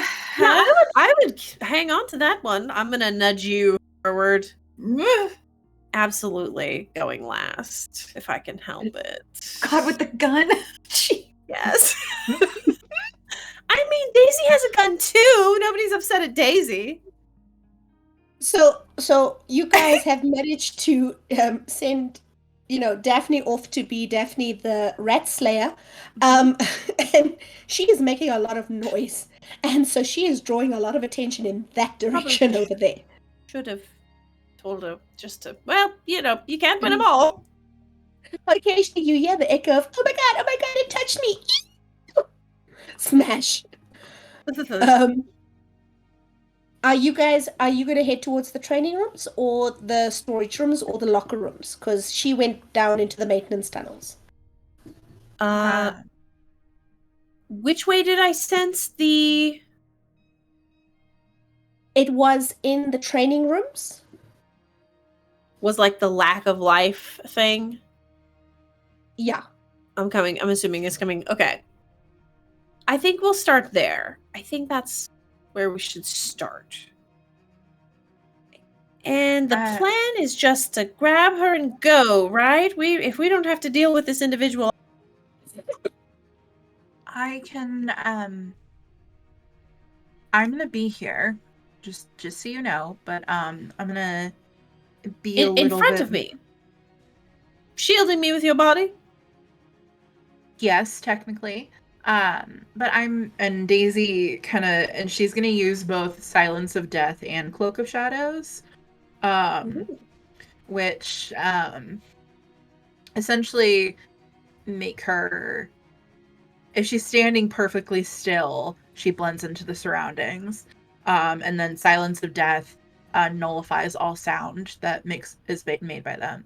So as of right now, but Margaret does have sense of the unseen, I believe. So you actually do still see me. Okay, yes, I do. I'm just being very quiet. So whenever you stop, Daisy kind of disappears. It's not that she goes invisible, it's that your brain convinces you that she's not there anymore. There's just the wall behind where she was, an empty space. There are no security cameras down here. There is this distinct lack of anything really down here, except for what was left behind. I'm sorry, I'm not using Cloak of Shadows. I'm using Unseen Passage, which does the same thing. But I can move now. So. Okay. Then, Daisy disappears. Before we get too far, I know your new friend is just having just a whale of a time over there.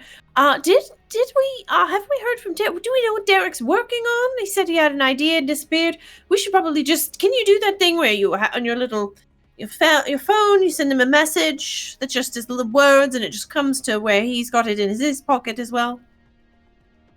There's no signal down here. Texting, thank you. Yes, that's what it's called. There's no signal down here, so no, I can't. I don't know why. I cannot send him a text message. He's probably fine. This is why you should just stick to pen and paper. This is why I tell Barbara all the time. Right, because it would be very helpful if it pen got and there paper. in a week. Right. I could just have Chip run it across town. That would take so much less time than just. You know what? It's fine.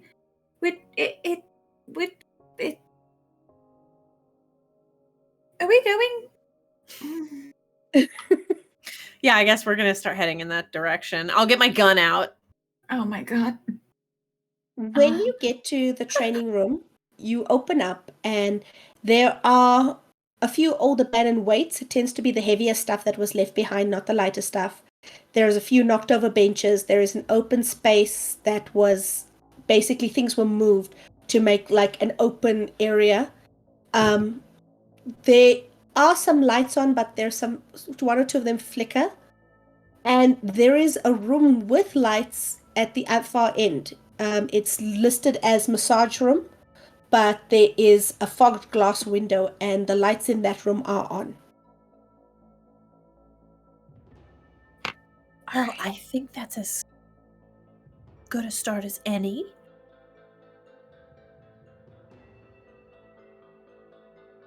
And just to clarify, Daphne is in another area. She is not with us, right? Daphne is in another. She went downstairs. Daphne is why you don't have to deal with rats. Well, we'll take what we can get. What's the plan here, girls?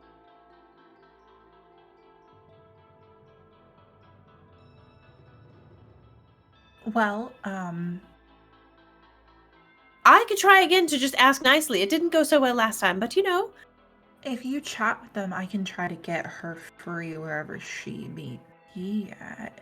Ooh, chat Daisy- like Daisy's talking? being really quiet. to his ugly face. Just You could looking try at it. shooting him too. We do need to make sure we get Kelly out of harm's way. We should extract. Yes, I'm a little worried. She didn't look like she'd been eating. That's it. That's totally what was wrong. Mm-hmm. And other things. I'm just waving this gun around. Margaret. Huh. Okay. So- Margaret with a gun is my new favorite thing. Oh, jeez. It's also not even. It's like one of those little like palm pistols that you like. You know, like a 30s starlet would have in her purse in like a old black and white movie. Daisy's actively eating one of her stress lollipops. So we'll just go in and we'll ask nicely, and you know, if he doesn't say yes, and we'll just hit him and shoot him. Right? Sounds simple enough to me. We're going to do that when he's holding Kelly. That's our plan. Yeah, If he can't see, I mean, if he can't see me, maybe. And again, being very quiet. Right. If he can't see me, I might be able to get behind him. Oh. Okay. All right. We have what some might qualify as a plan. I think it sounds great. That is somewhat concerning. Okay. Okay, so We'll just knock or how? if is the door. There's a door, right? Right. There's There's a door. Let's Okay, go. is it- There's is the it locked? massage room. is it locked? Doesn't look like it has a lock. I'd like to stealth forward. All right, just maybe just like knock twice and let yourself in, kind of thing. You don't have to wait for them to let you in. You just knock and as like a hey, I'm coming in. Oh, you know what I just thought of? Wait, before you get too far, come back. Before you get too far. Where are you? She's You know, I literally just right beside realized us. we're overlooking something incredibly important here. Isn't your ex-boyfriend in that room? Isn't he part of this whole operation? Do have a lot of questions about that too. I'm not one to pry. Well, that's not true. I am. That might be our lever, I think. Perhaps that's our ticket in. Because he seemed, how do I say this, pathetic and desperate. So I think if you just make yourself known, we might actually have a bit of an easier time. And that's no judgment on you, dear. We've all been there. Have we? Of course. Well, no, maybe not all of us have just waited for our princess, our knight in shining armor, rats in the next room. Had to go through a few schlubs. But, we do our best. I will do this for the fact that we're improving to the prince and no other reason. You don't have to mean it, dear. You almost Good. never do. Thank God. All right, so we're gonna try plan A, which is sneaking in. And if that doesn't work, then we'll try plan B, which is... Okay. Just lie. It's so easy. I'm actually decently okay at that. Perfect. So if you're sneaking in, do you want... I guess I would ask Alora what your vision is. Are you wanting to sneak in and try and like get into the room before the other two approach? Or do you want Margaret and Stacy to approach and be the distraction so you can slip in? The latter plan. Okay. Oh, y'all been very distracting having a full-on conversation in the doorway of the training room. I'm presuming it was a very whispered conversation, though. Oh, yeah, like that horse, like, when we're trying to. Margaret's not very good at being quiet. That's a huge ask. Okay, well, then let's just go ask nicely, shall we, Stacy? Perfect. So, you step deeper into the training room, and the dust on the floor coats the bottom of your shoes. Oh, The lights are flickering, and there's no other source of light except for one or two that stay on and the flickering, except for the room in front of you. You can see the light under the door edge. You can see it through the blurred window, but you can't see into the room. And Stacy and Margaret creep closer. They can't see Daisy. They can't hear her. It's like she's not here. You know she's here, but in the back of your head, it's like the two of you are alone stepping forward into this dark place, not knowing what you're going to find behind the door.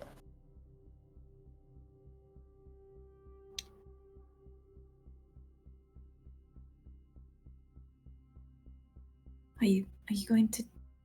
Are we opening the door? Oh, so yes. I thought you wanted. What's the best way to get their attention? Should we just?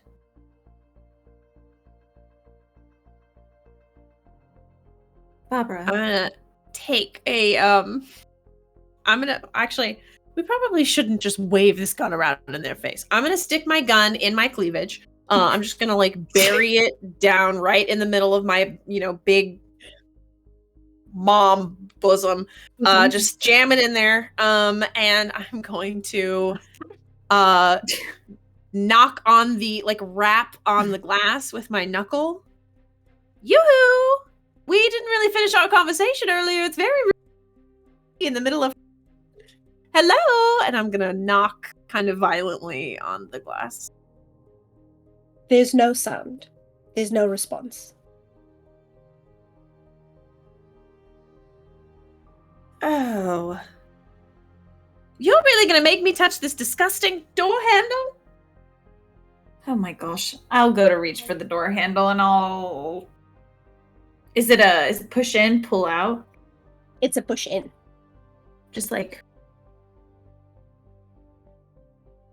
gently push it open?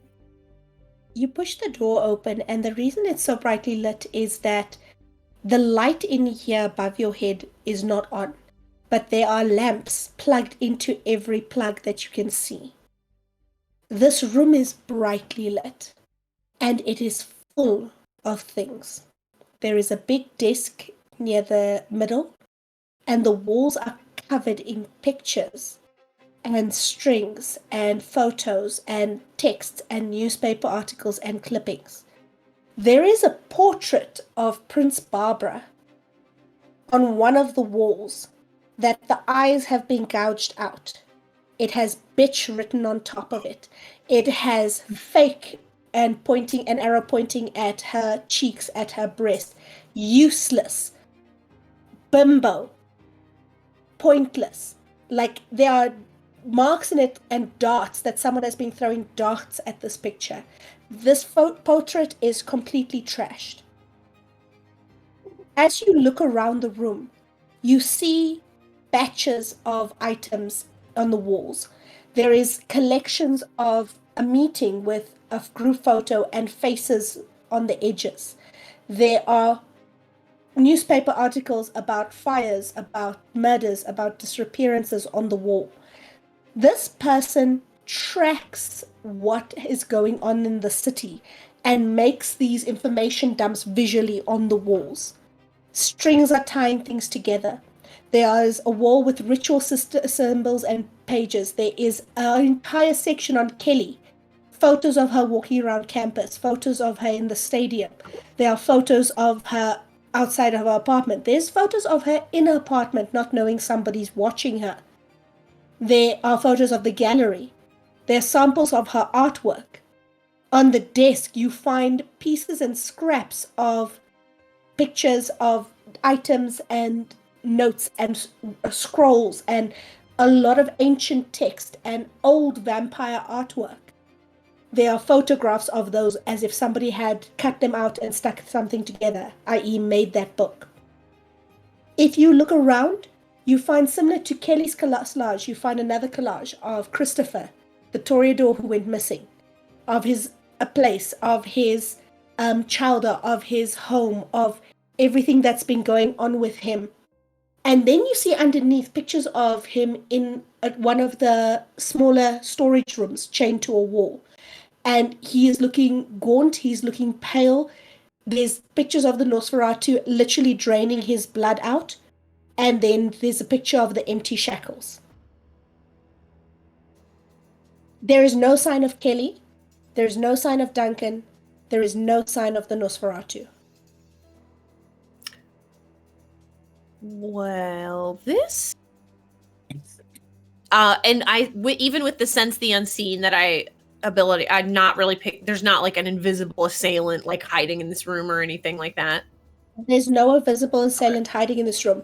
The occult symbols ping on your sense of the unseen, and there is a sports banner. It's the one thing that looks vaguely normal. There's a massive 1 meter by 3 meter hanging banner that was on one of the outer stadium walls that is on one wall.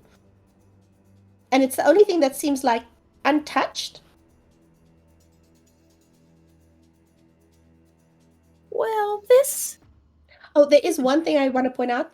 There are some pictures you can notice. When Barbie was newly turned, Barbie had a lover. And they were together for a very long time. His name is Kendall. There are pictures of Kendall in some of these meeting pictures. And in these pictures are grotesque figures with twisted bodies and forms, faces that are elongated, things like multiple mouths on the same face, 2 long limbs. There are pictures of beautiful but cruel-looking people around a meeting table with him at the head of the table. There's a picture of him and the Nosferatu talking. There are some video cassettes on a shelf under those pictures, but you don't have the means to watch them right now.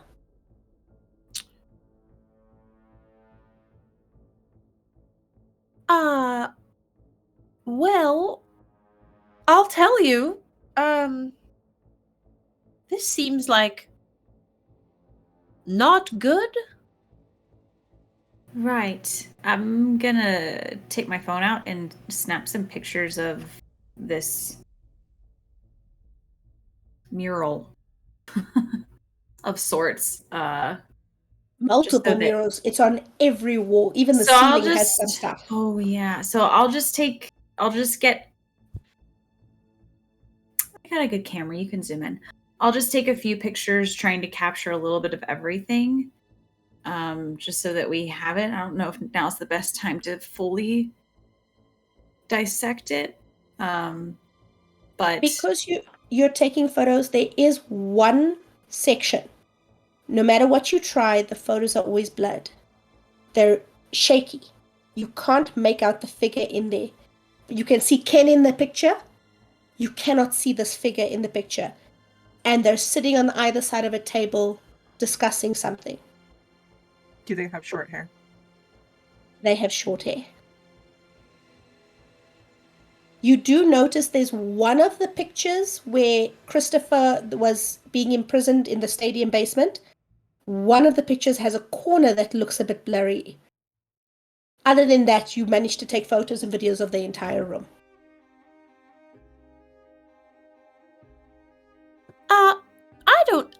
I don't want to make any unlucky guesses, but does this mean that your friend is dead? Because he's not in these shackles anymore, do we think?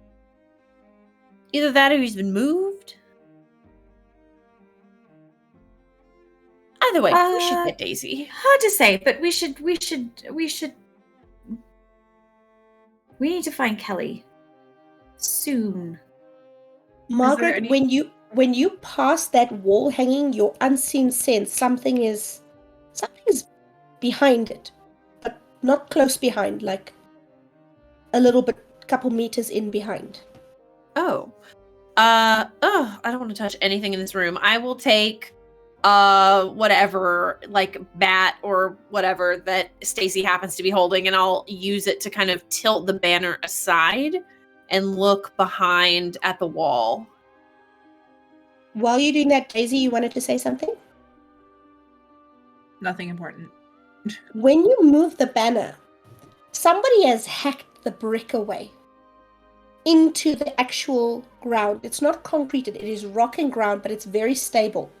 And there is this stone and rock passage going deeper in behind the banner. Oh. Well, this is just... I do not have the right shoes for this. We should probably get Daisy? I'm just calling out at this point.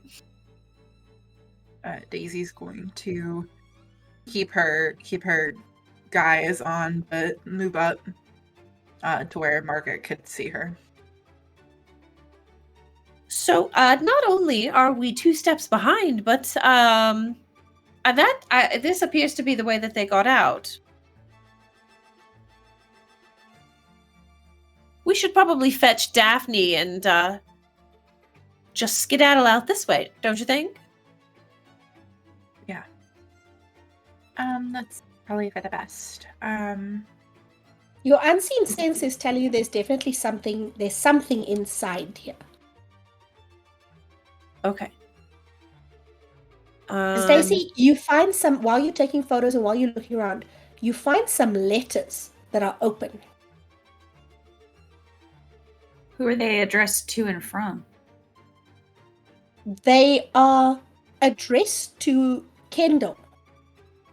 Doesn't say who it's from, but they're discussing a lot of politics, a lot of planning, attacks on the city that were due to come up soon, and reclaiming what's rightfully yours and creating a new world with the brushstrokes. This is concerning. I'll show Barbara. I'll take a picture specifically of some of these letters, and I'll show it to Barbara, and then I'll awkwardly hold my arm out because I can't see Daisy. I'll grab. Touch. And I'll hold it for her. There is a letter that has some occult symbols, and it seems to be mapping out a ritual. It doesn't say really what it's for. It's hinting at keeping things hidden, but there's very clearly a ritual being mapped out in this letter. So, the stone, it's a long hallway, or it's like a sort of It goes finite... down. It goes down about, for me it would be 5 meters. For you, I think it's about 7 yards. And then it splits, and there's a left and a right. You can sort of hear now that you open and lean in, you can sort of hear some sounds coming from the left branch. Okay. This just won't do. If there is any... Oh, this place is gross. Margaret's having a bad time. I don't know. There's nothing to be done. I'll just have to buy new ones. Oh no, shopping trip.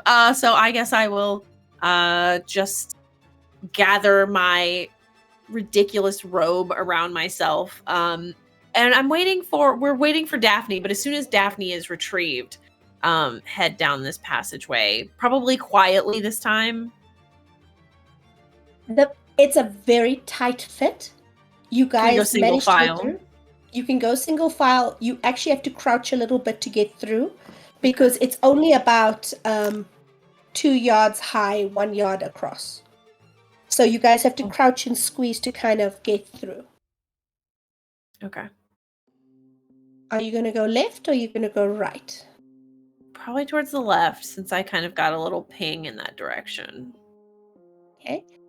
You turn towards the left and it opens up into a bigger space and you smell old vampire blood. It's fairly potent.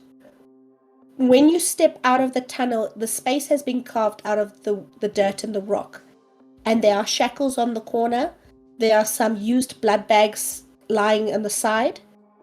There's no sign of a person. There's no sign of human blood. There's no sign of life. There is another smaller space in front of you, another little tunnel. And if you want to proceed, let me know. Or if you want to look around the room, but there doesn't really seem to be a lot here.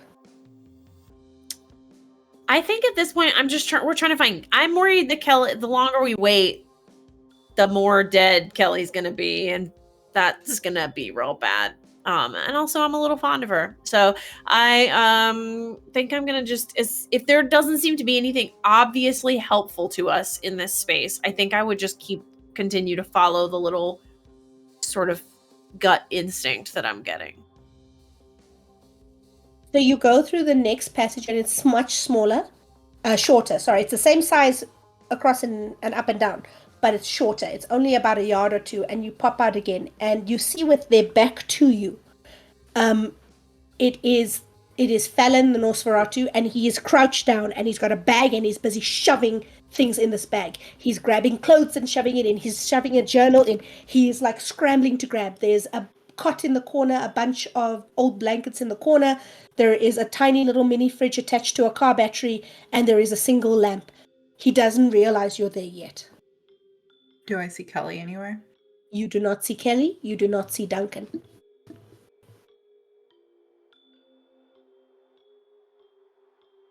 I will give a sidelong glance to Stacy and Daisy in the event that they have something they can make use of, like with the element of surprise on our sides, if they have anything useful. Because if not, you've worked with Margaret long enough to know that she's just going to open her fat mouth. So if there's something you want to do, you better do it now before I ruin it.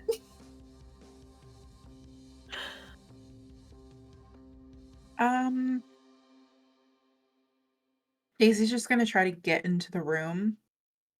Like slowly. She's gonna start to like creep around. Not so much that she's in his vision yet, but like adjacent. So like if this is so not helpful. If he's here and we're here, she's gonna be like here.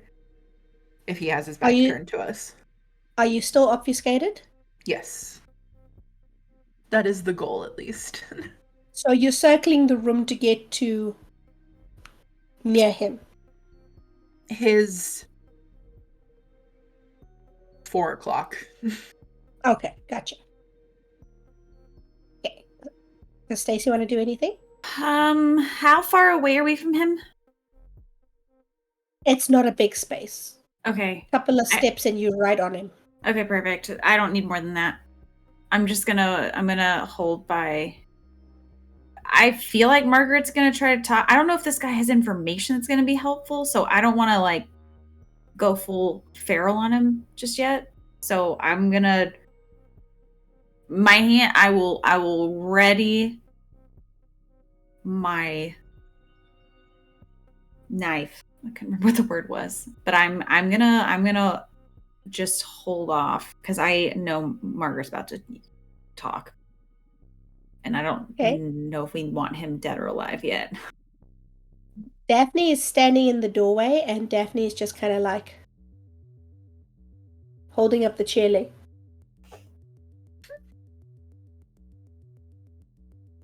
Can we see any other exit in this room, or is it just the door?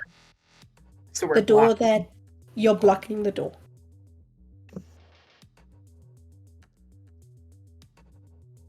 Awfully rude for you to not invite us when we arrived. You just disappeared. It's not very kind to leave your guests waiting. He like jumps up, turns around, and he like looks at you and hisses at all three of you, three of you, because he can't see Daisy, so he's hissing at the three by the doorway. Yes. And he has this like tense look to him, and he's kind of looking to the side. You see that there is a weapon, a gun lying on the basically box that he uses as a nightstand, and he's eyeballing it. He's like, how the fuck did you get here? We walked, and I consequently ruined my shoes. I want to pull my little gun out, and I am waving it for emphasis, so good luck to anybody standing near me. I'm gonna start walking towards where I saw his eyes go, to make it clear, like, I see you. Don't try any funny stuff. He like watches you waving the gun, and he's kind of like, even as you're moving towards it, he's also inching towards it, as in, let's see who can get there first. But he is spitting mad. He's like, you bitches, you shouldn't be here. This is my space, mine. Yes, you're very repulsive and scary, and this is a quaint little hovel, but we are looking for somebody, and you know exactly where she is, so I'm going to need you to fess up immediately. And I'm going to try my compel one more time. Go for it. Let's try one more time. Maybe he's having a worse day today. While she's rolling that, are there any stakes in the room? There are not stakes in the room. Damn it. All right. Daphne does have a wooden chair leg. 3 successes. We'll file that away for later. Oh, I hate this guy. Use your willpower. Oh. So he dives for the nightstand with the gun. Wait, how many can I just use one? It's 3. Up to 3 dice that you failed. Yeah. Yeah, why not? You re-roll, right? Mm-hmm. You want to re-roll? Okay, let's do it. So you keep your successes and you can re-roll, but that means as of this point, you can't use those willpower dots until you regain willpower. So if you get a willpower roll, you're down those 3. I'm down those. So can I just do 2 so that I get okay. Okay. So I did it, but I don't know how to read it on this thing. It says 4 successes with little stars next to it. Did you only re-roll the ones you got wrong? Well, what do you mean? Because I only have a pool of 4. Yeah, you were supposed to re-roll 2 for your willpower, but it said 4 successes. Yes. Oh, you got the 2 you re-rolled. You got. Okay. So that's. He was about to dive for the gun when you speak that, and then he kind of looks at you, and he drops his eyes to the ground, and the words are fighting in his throat. He literally opens, and you can hear sounds as he's trying to keep them in, but he can't. He's like, the mansion. One more time. Say that again. The mansion. They're at the mansion. Duncan took her to the Archbishop.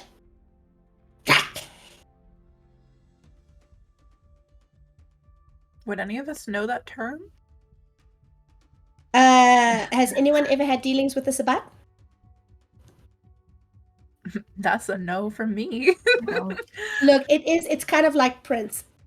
The Archbishop is the equivalent to the Prince for the Sabbat or the Sabrats. It is very much, this is the person who's in charge of that sect in the city. And most of California is contested. Right now, Malibu has been held by Prince Barbara for quite a while.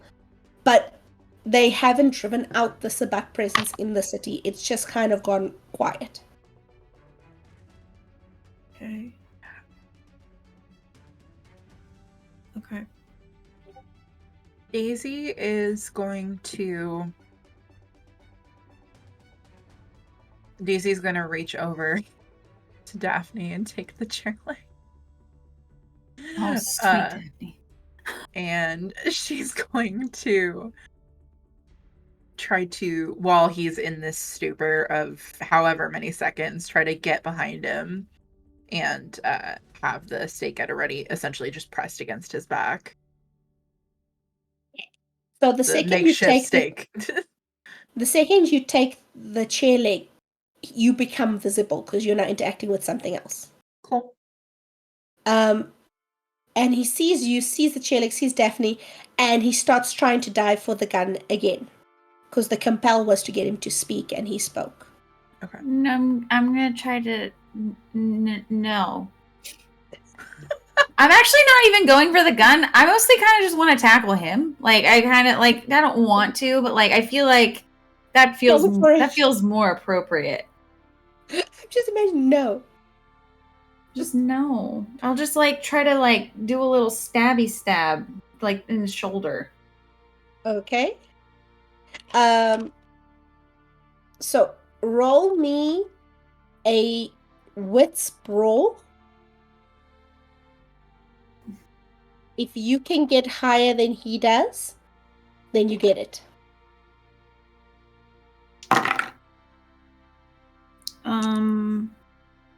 2 successes.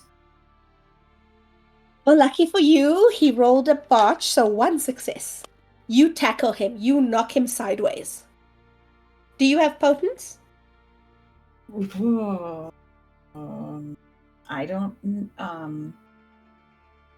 I don't know.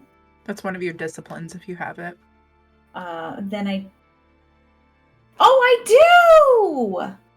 How many do you have? But I just have 1. That's okay. That basically adds to your strength. So you knock him hard into the wall. You tackle him, and it's fitting that you're in a football stadium because this man wishes he had padding.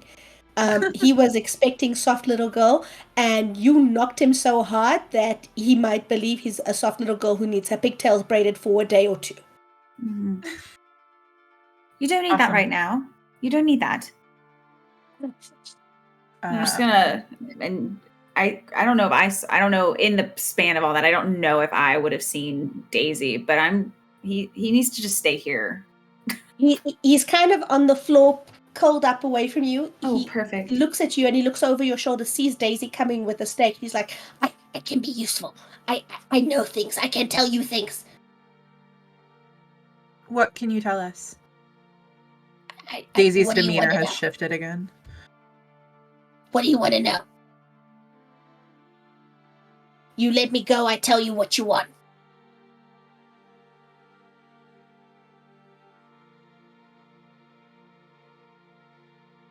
Who is Kendall this archbishop that you spoke of? That's him. What's his plan with all of this? Take the girl. Turn her. Get her loyal. Blood bond her, get her close to the prince. Get her to take her out. He wants the city. He's gonna get it. Why is that? Because it's his place to have it. He's not some weak, pampered little thing running around having house parties. Swimming in bikinis. No way for us to act.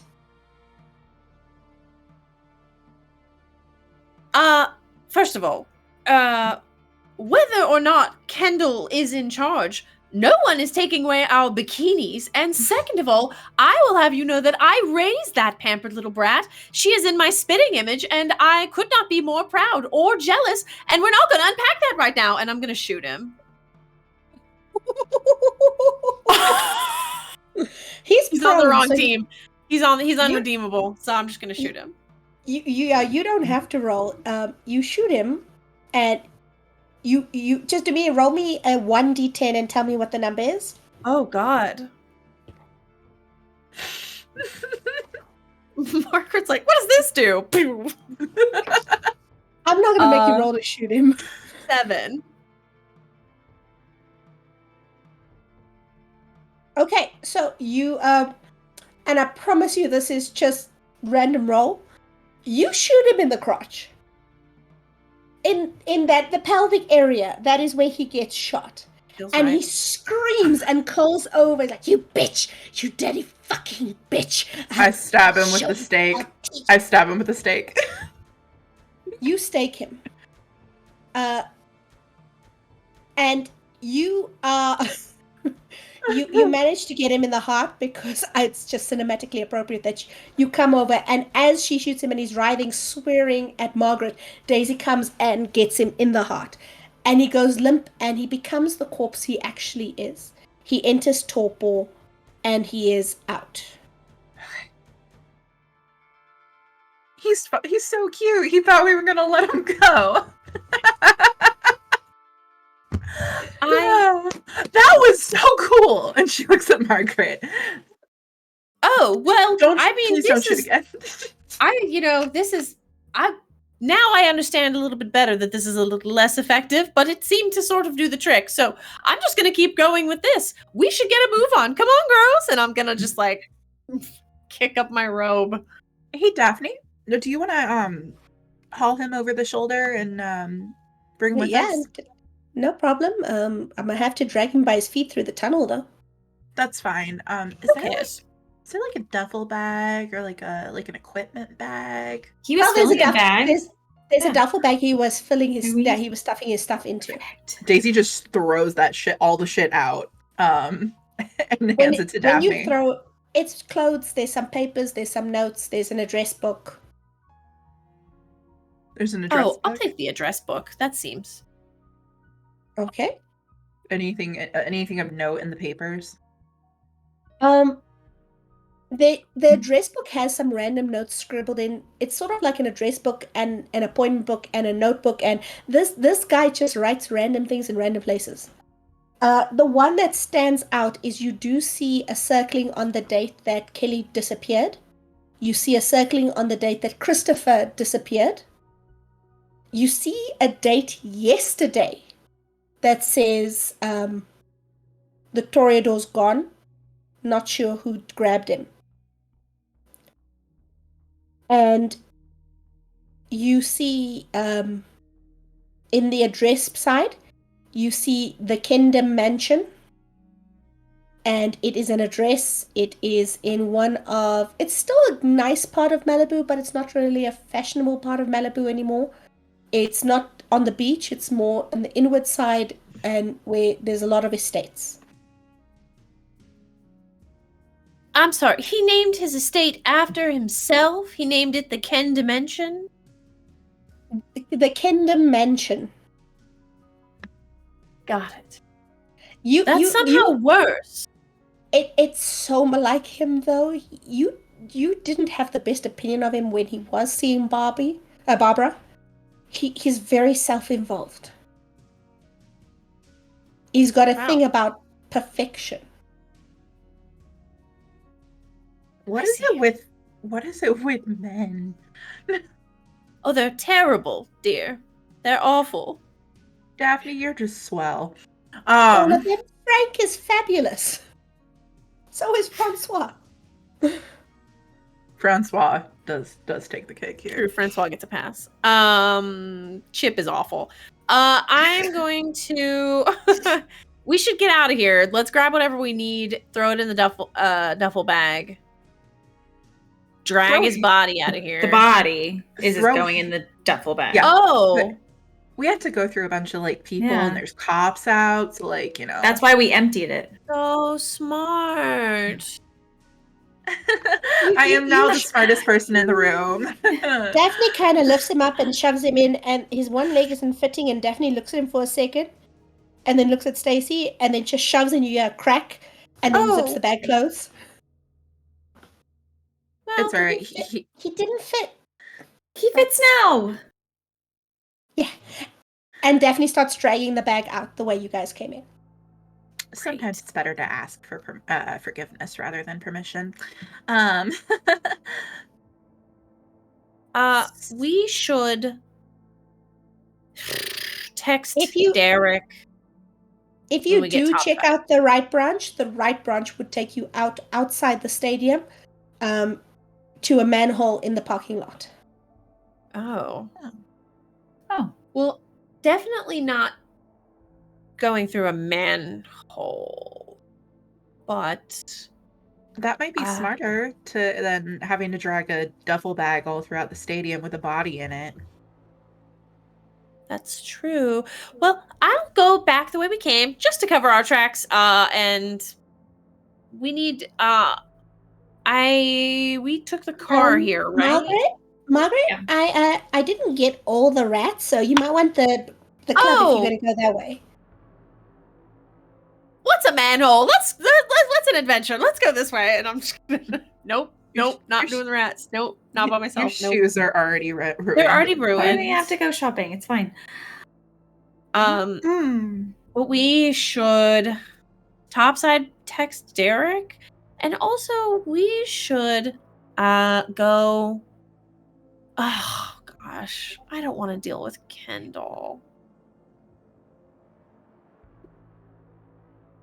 He's so. I mean, if he has Kelly, I think we Ken. We. What do you know about him? Did you know him in kindred life, an afterlife, so to speak? Well, I'll be honest. He was let's see, very blonde and very generally agreeable, if a bit whiny. Had he did have the good sense to always match all of his outfits and accessories to Barbara's, which really I do think that curried a little bit of favor, but ultimately not really much to speak of. Sort of a deadbeat. So no, you didn't know him in afterlife? No, I mean, after they split up, I saw no reason to Online. keep up with him once they had parted ways. She was better for it, and I just wanted to be supportive and also kind of annoying, so I just didn't really bother. Okay. God damn it! He We should have asked him what Listen, he was. the thing about Kendall, and really many of them, all he really needs is to feel important and attractive and desired, and there may be a way to achieve some of those goals and maybe talk him off the ledge without having to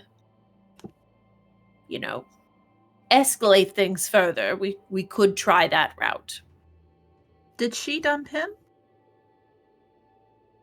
Did she? I'm assuming Barbara. I Which don't remember. time? Woof. So they had a very complicated history. They met as vampires. They would be together, then not together, then together, then not together. And they were part of coterie at one point.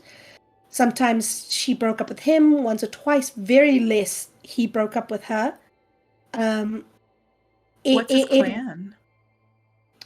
He is a Malkavian.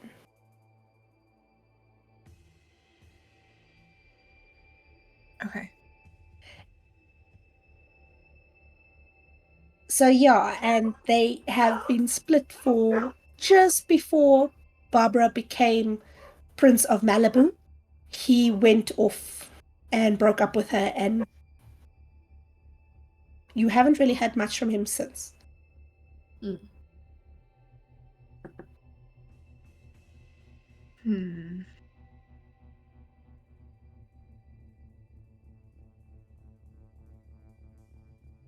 Okay, so do you guys make your way to the mansion?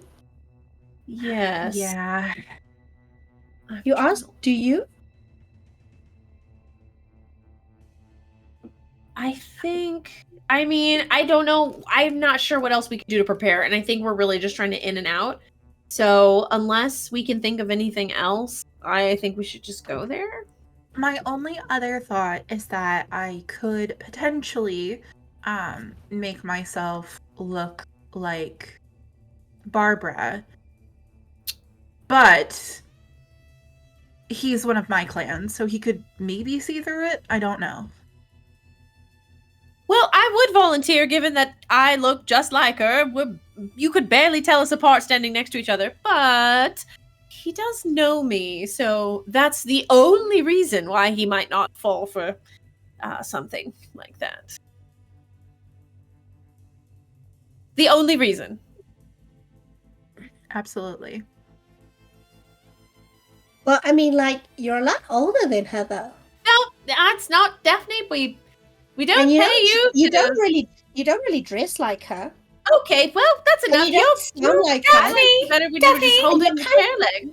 You're kind of mean, where she's really nice. Okay. I mean, I start recording. Doesn't bother me, actually. Oh, it's a compliment sandwich. You say something, and now you're saying something nice, and I got and you wear a lot more makeup than she does. Oh, okay. I'm gonna just shimmy out of this manhole before I Baby. stab Stacy's new friend. Daphne kind of lifts up the bag. He's like, "Do you want me to take this somewhere?" We're gonna put him in our. Have Frank put him in the safe. Okay. And Daphne goes off to Frank, talks to him, and she's like, and she comes back. She's like, so I'll call you about that date. Maybe you're free Tuesday or Wednesday or Monday or Thursday or Friday or even Saturday or maybe next Sunday. Just like whenever you're free. I called it Uber and I'm gonna take him to the safe. Frank told me how to get there.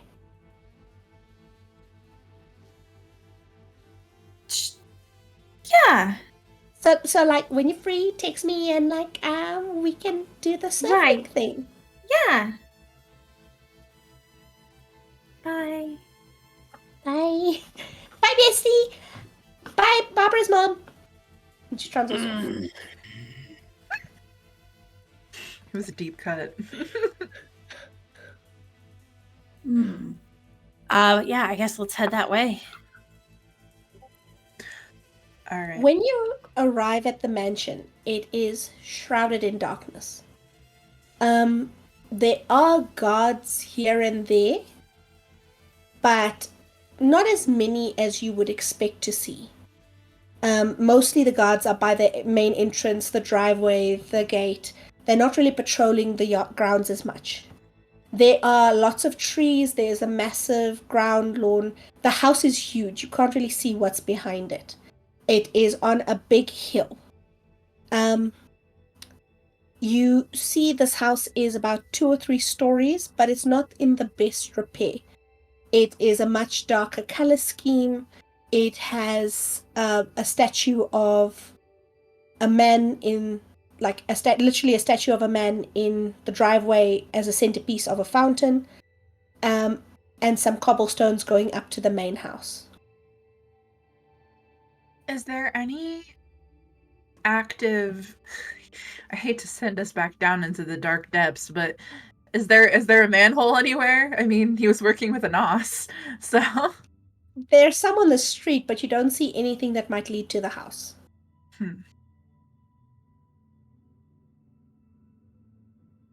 So we're gonna walk right in? Or do I see Duncan's car anywhere? Yeah, Not that I know if I would recognize it, but... You don't see any cars. There is a parking garage type building to the side of the house that the driveway breaks off towards. Okay. So I would say maybe before we get to the house, maybe before we get out of the car, we park like a half block away or something if possible to give ourselves a little bit of distance. But we should discuss exactly how we're going to do this. I don't think it's wise to just walk right in. First of all, we weren't invited, so that's incredibly rude. But second of all, I highly doubt they're really just going to let us walk right in. So we might have to do a little bit of a game of sneaking in and sneaking out. I could look like Duncan. Oh. Maybe they'd let us in? Perhaps. I could look like Kendall. I saw a picture of him. Perhaps I would. The Kendall one, I'm not sure. I could try. That's the real that's the real point here. I don't know if it would work. Well, But how much sway or how influential do you imagine Duncan to be in this situation? he's a pawn 100%. I mean, he was saying before that he, and playing the pronoun game, was going to make things right. So I can only assume he meant Kendall, and he was going to make all of our dreams come true. So I assume that whatever he is, he's a hireling. Well, I think that that's all fine. The world needs grunts. But wouldn't it serve us a little bit better if he was our pawn instead? I don't know where he is. I don't disagree. Well, But couldn't you just send him your little electronic message and say, I've changed my mind, and I would really like it if perhaps, we could rekindle things. And then, we'll get him to help us out. And then if you need a way out, that's always something to take care of. I don't have his number, but I can text the last one I had. Something tells me that even without trying, you could get a hold of him if you wanted to. He's somewhere waiting with bated breath. Are we prepared to deal with that? Where's the chair leg? It's in his bag. In the bra too. It's in Felon's chest in the bag on the way to the safe. I BB Derek and I say, hey, can you bring some of those wooden pointy things? Do you have any extra?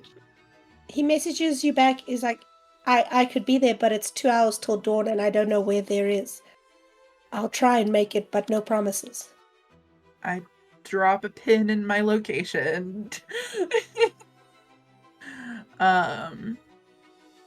He's not going to get you soon.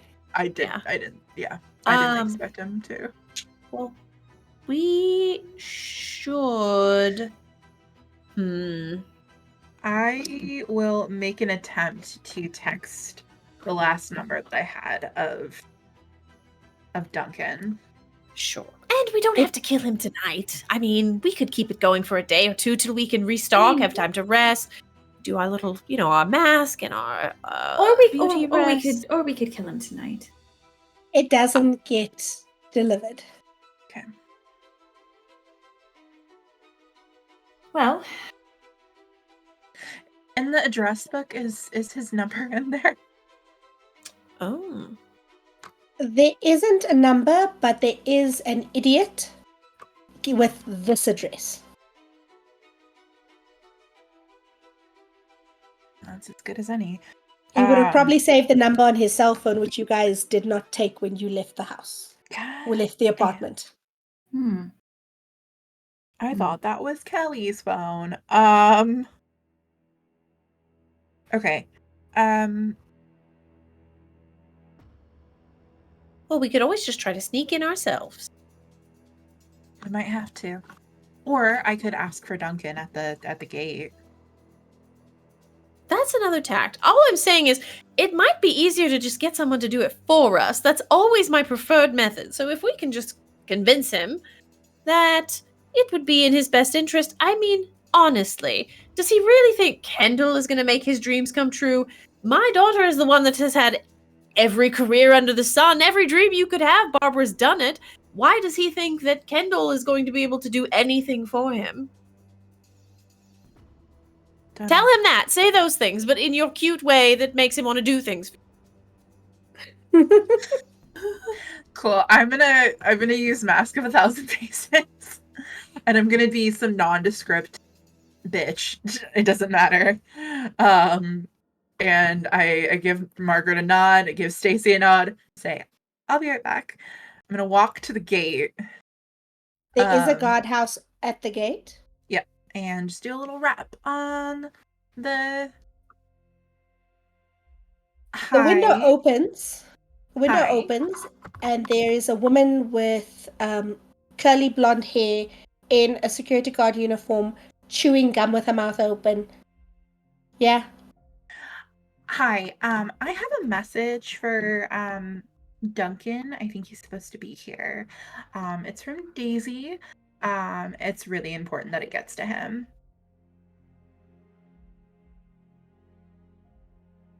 She kind of looks at you. Type, type, type, type, type.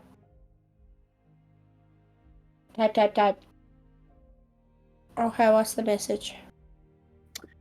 I very much reiterate everything Margaret said. I've reconsidered. I want to be with you. I need to talk to you immediately. Yada yada yada. Honey. Ex-relationships are like a bad meal. If you throw them out, don't eat them again. No one wants to eat cat vomit. Listen, I am right there with you, bestie, but she insisted. Leans out, looks at the two ladies on the side, is like, listen, do yourselves a favor. Trust me, you don't want to go in there. You don't want to have anything to do with anyone in there. They're assholes, a lot of them. See, I understand that, but Daisy's my boss, and No.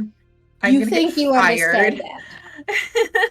Find another job. Trust me on this. You get involved with these assholes, it's no getting out. Trust me, I know. Do it. And I use compel. Send. And then after send, she comes back.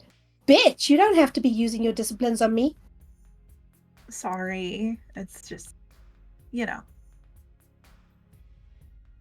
nothing personal.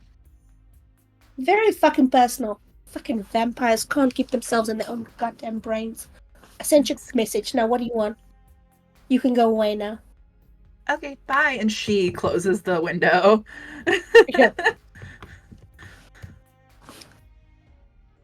Nothing happens. Cool. Yeah, I think if we wait like out of sight for 10, 15 minutes to give him the message time to like get to where it needs to go and him to decide if he wants to engage. If nothing happens then we might just Nothing happens. She steps out of the guardhouse to have a smoke. Excuse me, to have a smoke. She steps back in.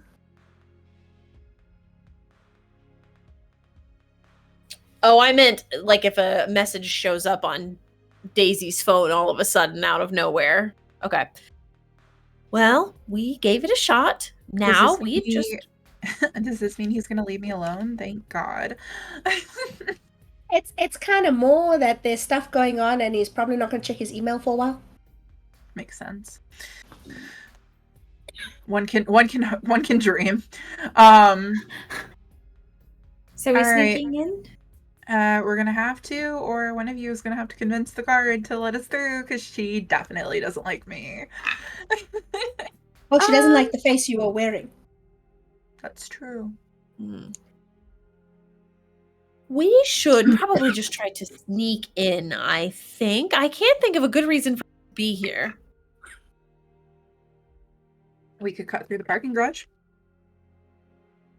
If you think that's best. I don't see another way. I mean, yeah, let's try it.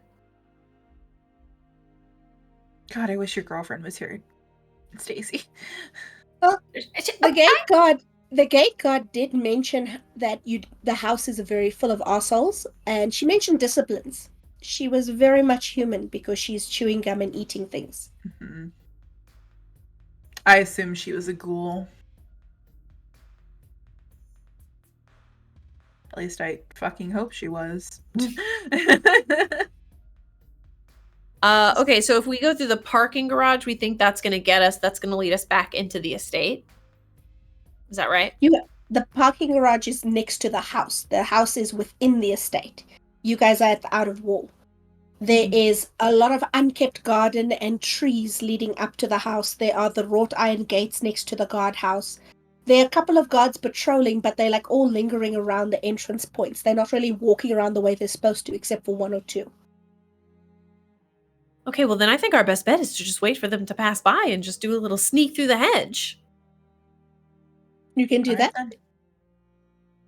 Sounds like a So it plan. would be Dex, and it's not stealth. Let me just quickly pull up a V5 character sheet.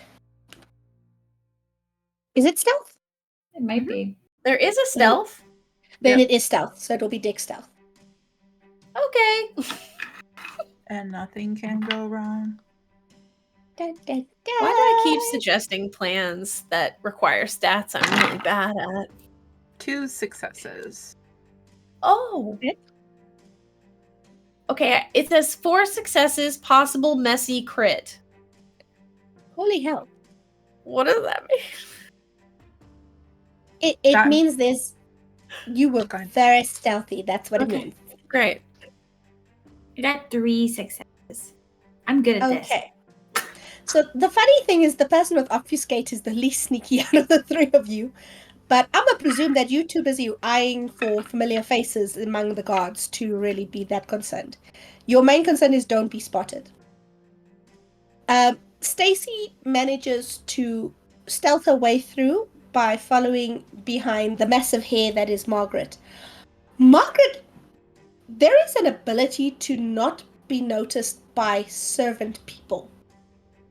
And it's to walk like you belong there. And because you are not being stealthy in the traditional sense, you are not creeping and ducking, and you are just striding across this lawn. Nobody wants to be dealing with that, and distinctly, no one is paying any attention to that direction and finding a way for it to be someone else's problem as you guys stride up to the patio doors. Wow. That's a mood. Like Karen Powers. Jeez. Okay. Yeah, I'll take it. Whatever. Yeah, let's get in there. And then I would love to, if I can kind of tap back into whatever instinct or that pinging that was driving us forward in the tunnels underground. I want to see if I can pick up on Kelly's vibrations in this house. Again, you try, but something is not letting you connect to Kelly. Okay. That's right. Same way That's as right. the Toreador, the Tremere tried to, and she just couldn't connect. You do pick up there's a lot going on in this house. There are guards patrolling the hallways. There are hidden rooms and hidden doors. You pick up undead presences that aren't vampires. There are things that are not living but are aware in this house. There is lingering sensations of pain, of chaos, of anger, a lot of rage, a lot of basically testosterone dumps happen here and there. There's not really a feminine presence very strongly in this house. And there's something pulling you in the direction of when you go through these passages, you are managing to avoid guards because you're pinging on when they are coming and you manage to step back and hide and protect the group. But it's leading you to this entrance foyer.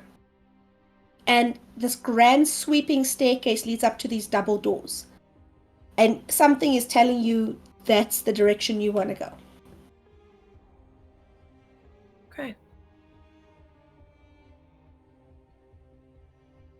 Well, after you. Okay. I'd like to enter into my obfuscate era again. You're welcome to. Okay, yeah. If I think that they're just beyond these double doors, I guess I'll glance at Stacy. Ready? No. But let's go. Gosh. I think, what would Margaret do here? There's no guards in this hallway. There's There are nobody no guards. posted up at the doors. No, there's no one at these doors. There's no one in the hallway.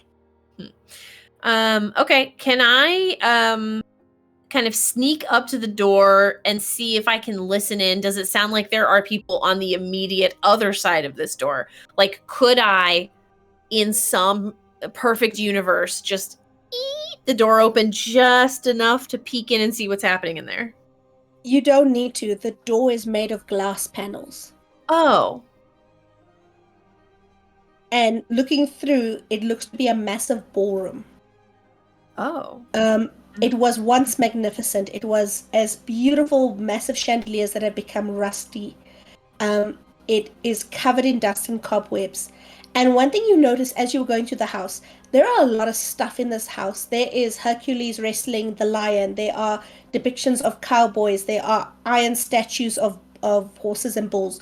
There are what looks like gladiatorial battles happening in some of the images. There are everything here is depicting scenes of power and dominance, scenes of emperors and kings and beheadings, and always this prominent male figure in the foreground.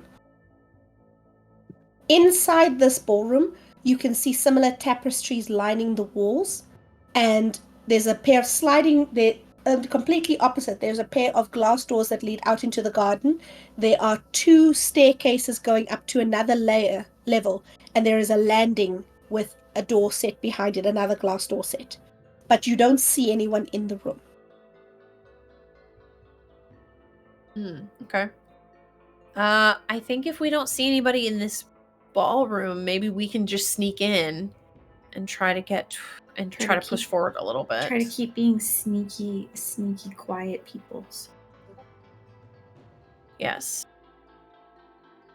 So when you sneak in, you open the doors and the 3 of you creep inside.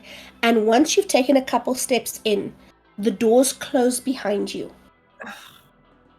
The lights of the chandeliers roar on, and they all electric. They're not fire, but they light up, and this massive space opens up. Okay. And you see the doors on the top of the staircase swing open. And who comes out is this man. He is muscular, he is tan, he's almost angelic in how handsome he is. He's got this platinum blonde hair, striking blue eyes, chiseled features. He's wearing this open coat with a fur ruff and these leather pants, no shirt, and these crocodile shoes that you can sort of see. Everything is expensive, everything is exquisite. He looks like a walking perfection model. And he takes 2 steps in and he's like, "Welcome, kindred." And then he stumbles. And he hits the railing. And he kind of looks around, looks at you. And he's like, And he goes back into the room and he closes the doors. And after a minute or 2, the doors swing open again. And he walks out. Same walk, same posture, same face. Jeez. And he walks forward again. This time not tripping, stepping over something and going, "Welcome, kindred souls, to my domain and the heart of revolution. I am Kendall, Archbishop of the Sabbat. And tonight, we stand on the precipice of change.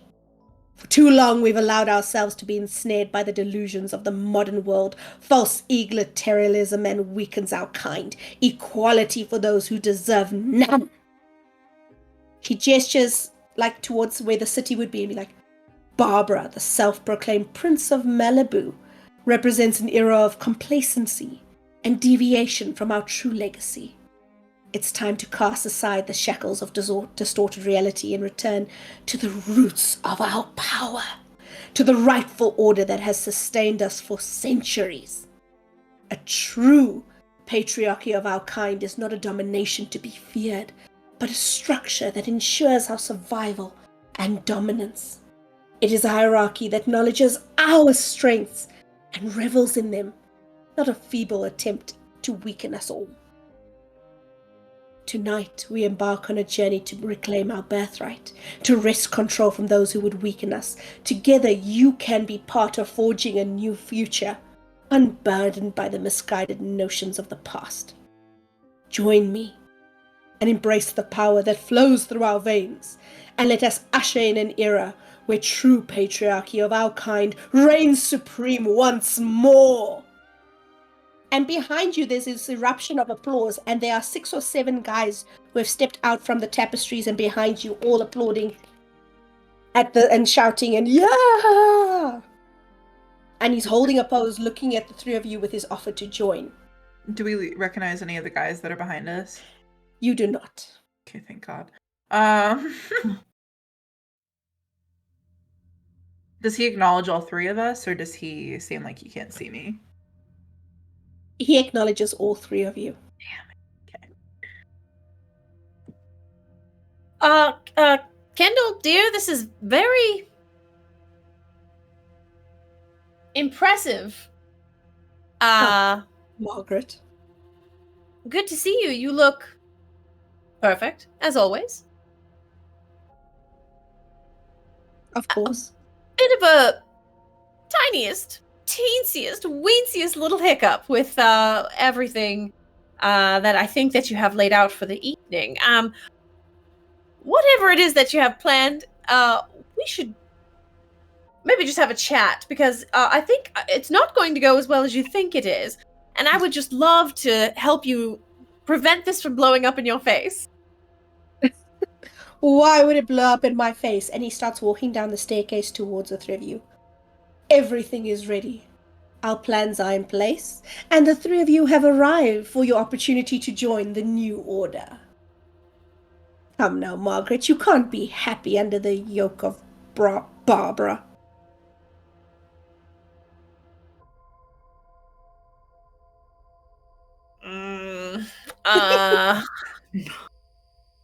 She chews on that for a half second. And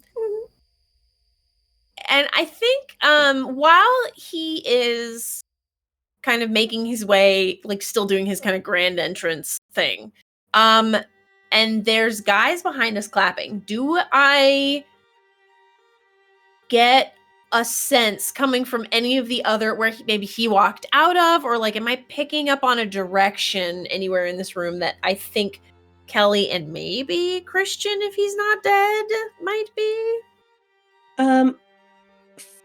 There's something putting you still forward, and the only thing directly forward are the doors to the garden. And that's where he just walked out of. He came down the staircase, he's now standing in front of the doors to the garden. I understand, okay. Margaret, I wasn't going to be a silly prop in her silly play. No way, I had my own dreams, my own adventures to chase. And like a prince, what is she going to wear? A silly little crown? Pretty little tiara in her hair? I left those things behind. I want a world that's real. Now I'm here, making my own path, free from the make-believe and glitter. Malibu is a kingdom of dreams and stands on the edge of whatever. And then the waves crash, and like, trust me, it's something totally cooler is going to rise. And in our realm, a revolution is stirring. It's going to be epic. And if she ever looks back, she'll see what she's missing. And in my heart, I found my kingdom. And it's way more awesome than anything that the Camarilla has going on. Join us. Become part of us. Kendall, just a quick question about what you've explained to us here. Have you considered, dear, that you might be doing a whole lot of work and she might not look back? Is this going to be as satisfying if she doesn't notice? She won't be able to avoid us. And when she's crumbling to ash, she'll know that I won. Well, she would be dead, so no. She wouldn't know anything, actually. She'd know it. She'd know it before she died. She'd know it. Oh, so all of this, your, again, very impressive situation here. All of this is for 1 second of a woman's undiverted attention? You know, there's much easier ways of getting that. No. Why would I need that? That I don't need anyone's attention but my own. I'm forming a kingdom here. We're going to take Malibu. We're going to take back what vampires deserved. We're going to rule through fear. And there's a cry of fear, power, and privilege. You are all just so sad. Do you need, when was the last time that you were hugged or had somebody tell you that they are even a little bit fond of you? You know, that might turn your whole day around. Well, some of us need a bit more than Botox and high heels to make our day worthwhile. You know, that's fair, and I'm sorry for you because that sounds much more complicated than the way I live. get it. But if you, I would just, I'm just making some suggestions here. If we're being invited, No one we should be asked able you to for your offer feedback. suggestions. No one asked you for your suggestions. Oh. Are the three of you going to join us or not? What's our role? Should we join? Well, we'll find out where you can be useful. Well, What use you do have.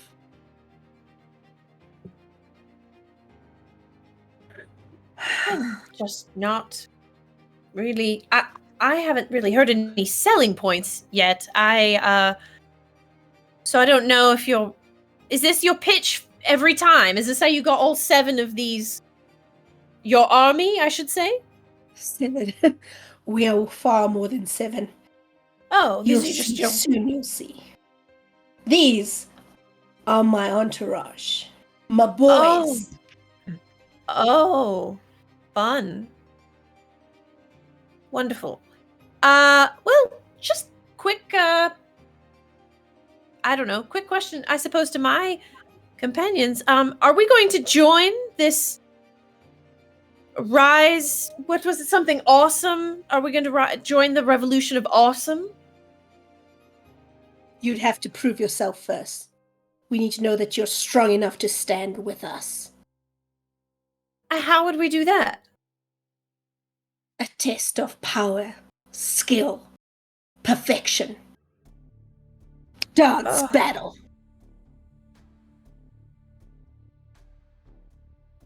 And if you Boys. lose, We'll stake you out and leave you for the sunrise. so you have to win the dance battle, but we have to prove ourselves. Or you can choose to join us. We'll have the dance battle. I think that I could haven't a little rusty. Haven't done Charleston in quite a while, but I'll give it a shot. Right. And he clicked his fingers, and the 7 guys come staring up behind him, and they make like a triangle shape as the boys get into position. Oh, God. That's fine. I was really good at DDR back in the day. What is that?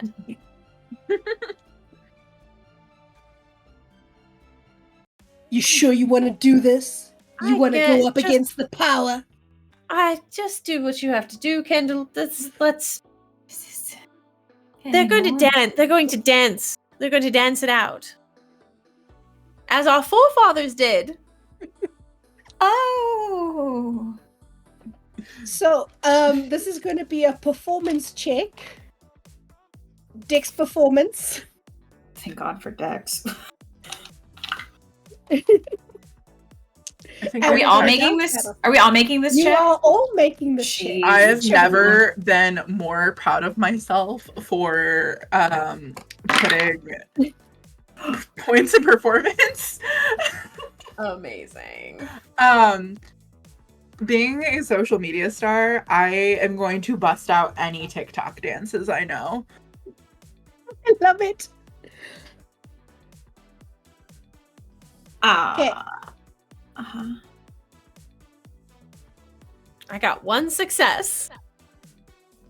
I'm gonna I literally use- feel like I'm doing like da da da da da da. So I'm doing collectives. So you have 1. Yeah, that's 1, Do you you wanna- guys. Do you want to use willpower to reroll anything? I guess I would since I have a pool of 2 and I only had 1 success, I would re-roll 1, correct? Okay. Sure, why not? I'll dance my heart out. Okay, pick 1, re-roll. 1 success. And from Stacy, I got 2 successes and a crit. reroll your crit. Okay. Ooh. I got a 9, so another success. I'm out here. I'm what's I'm cutting a rug, cut the. I legitimately imagine it to be like the dance, the very familiar, made popular by the Wednesday show on Netflix. I very much imagine it to be something in that vein. The Gugamuck song. Yeah. So what happens is these guys all march up and they all get behind him and they're all like, yeah. And there's like 3 in the back who literally just do this. through the whole Yikes. dance.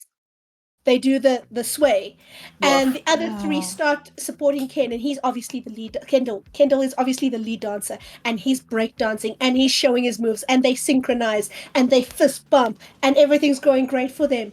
And the three of you watch this for a second in, I'm pretty sure, a little bit of horror.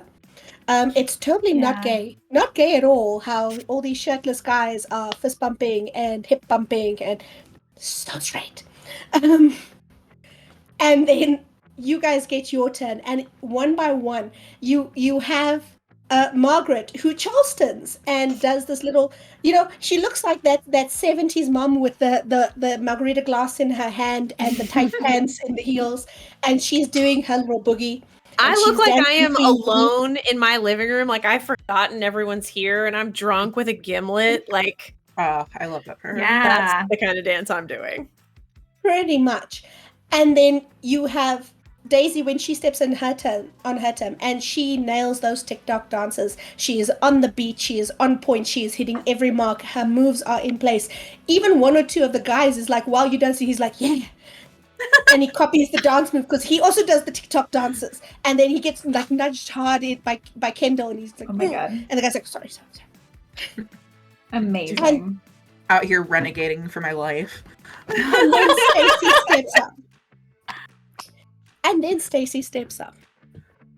And Stacy, that part of you that has always wanted to be an artiste, Yeah. that artiste flame inside you, it burns through every part of your body. From your fingertips to your eyes, you have feeling, you have expression. You pirouette, you dive, you slide, you up, you down, you do a dip, you move, you mimic, you are rocking the stage. Even the guys are am the like, art. oh, and you are killing it. And that Kendall and his guys try and dance back at you guys, and you guys knock them back, and they try and dance, and literally Ken gets angrier, and as Kendall gets madder and madder until one of his guys stumbles and bumps him, and he's like, and he shoves the guy away, and he's like, enough, cut the music. Ah! And he's literally picks up a vase that's on a mantle and hucks it and throws it across the room. And then he looks at you and says, he's like, don't look at me, I'm leaving. This was never going to work anyway. I'll be back and I'll get you. And he literally heads up the stairs and he leaves. And all of his guys look kind of awkward, and except for one or two of them are like, boss? And they take off the stairs after him. No. He's not going to get far before I grab again, like 50s mom style, just like box him on the ear, grab him. No. We're not doing that. Where's Kelly? Roll me a dex. Oh, do you grab the henchman or do you grab Kendall? Kendall, where are you going? We're not done. You lost the dance battle and you're going to cry? No. Roll dex wits for me. Dex and wits. Okay.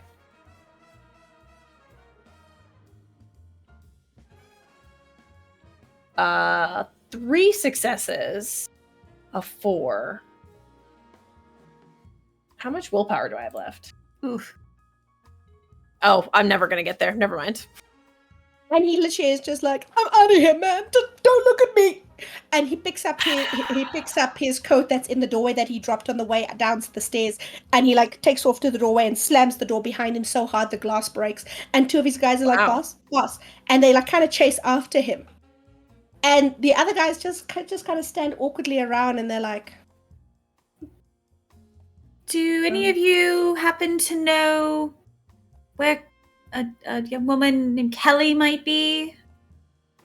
and the guys are like, yeah, Okay. the All right. Archbishop said the plan was off, so I. And he Okay. points towards the doors to the garden. Perfect. All right. Thank you.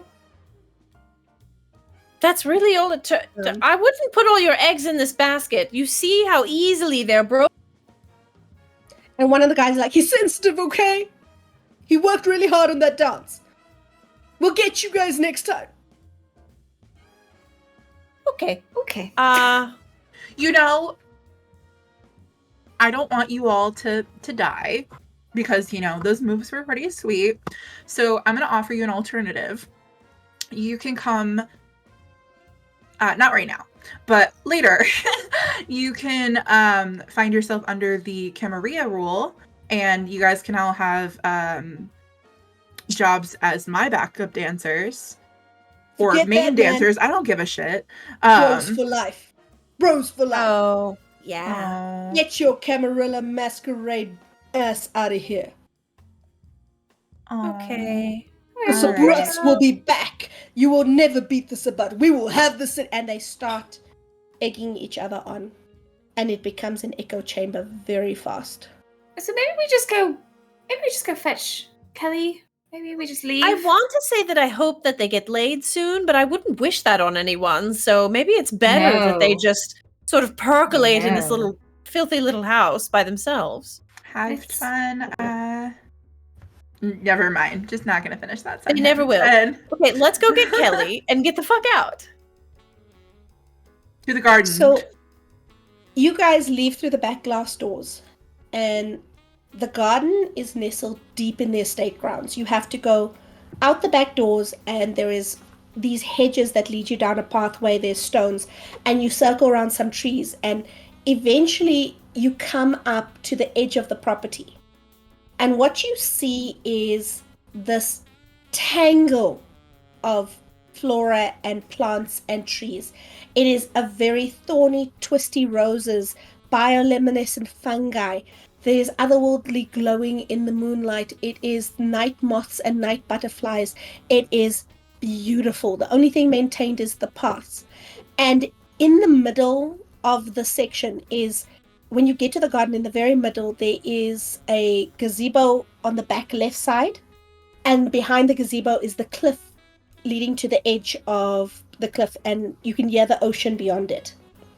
And in the middle is this fountain with this angel statue coming out with this insane manic grin. And hanging from the statue are trinkets and objects and merchandise. All of it is Daisy's merchandise, objects from your childhood home, pictures of you that have been laminated, even some like old cups and tissues, lollipop sticks that have been made into a chain, dangling from the statue. Thank you.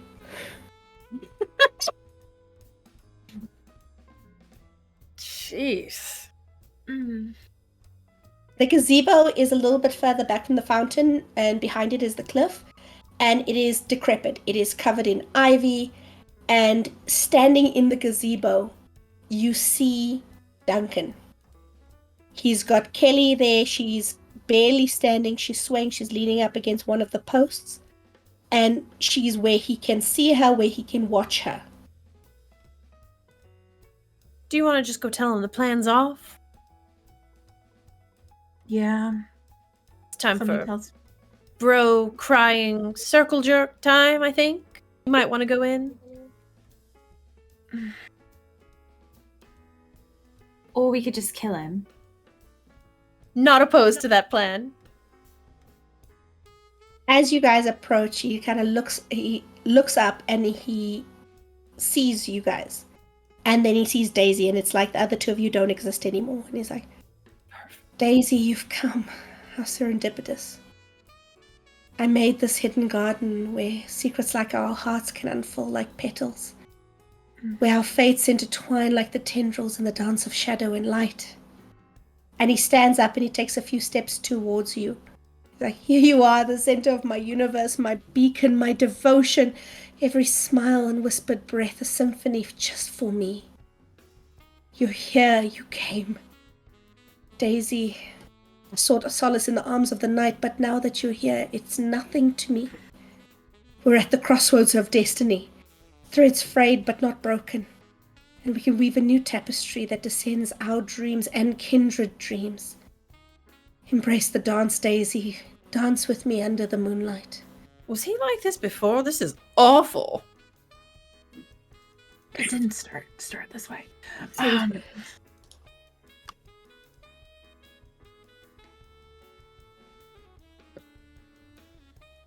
The Duncan, the plan's off.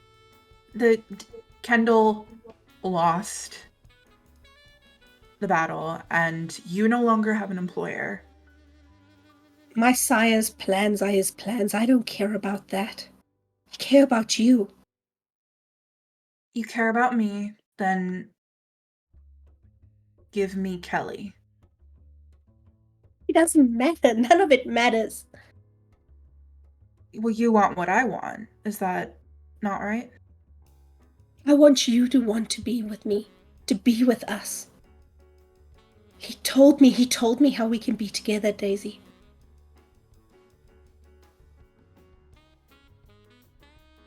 Just a few drops of your blood, just a few sips, and it'll bind us together, bind our souls, bind our blood, bind our very selves. Come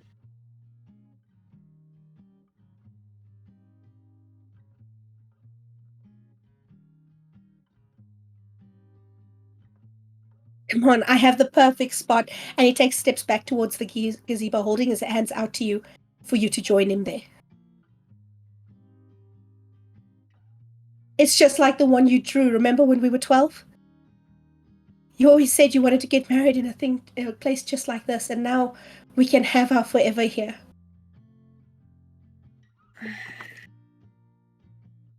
Daisy's going to take a few steps forward towards the gazebo. Stress lollipop in hand. And she walks forward to the steps of the gazebo. How far is Kelly from me? A couple of feet. She's still leaning on the side of the pillar. Okay, is it one of the back ones or one of the front ones? One of the back ones. And as you step forward, he takes a step or two back, not to get away from you, but to kind of come closer, come inside. Her. Yeah. To coax her inside.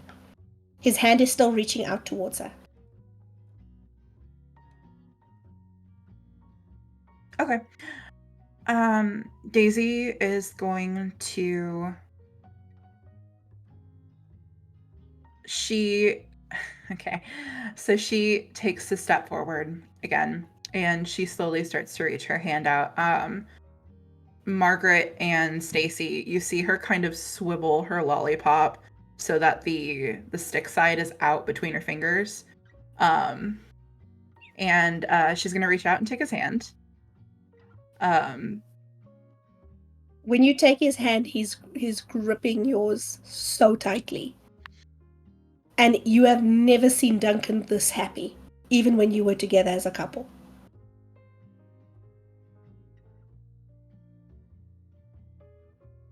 Okay. She kind of glances back and nods to Kelly, like for them to get Kelly. Right. I'll try to... he's probably pretty preoccupied with this moment, but I'm still going to try to be as subtle as possible when fetching Kelly and getting some distance. He takes your chin when you nod towards Kelly and turns it back to face him. And he's got his hand on your chin. He holds like, I knew you'd understand, babe. I knew you would come back. I knew it. Can I see them out of my periphery? You can. Okay.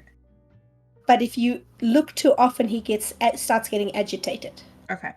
I'm gonna keep my eyes on him, but to the point where it's kind of just like blurry in the side of my vision, and I can kind of see them moving away, sort of thing. Kelly is very wobbly. Something is up with Kelly. Okay. One problem at a time. Yeah.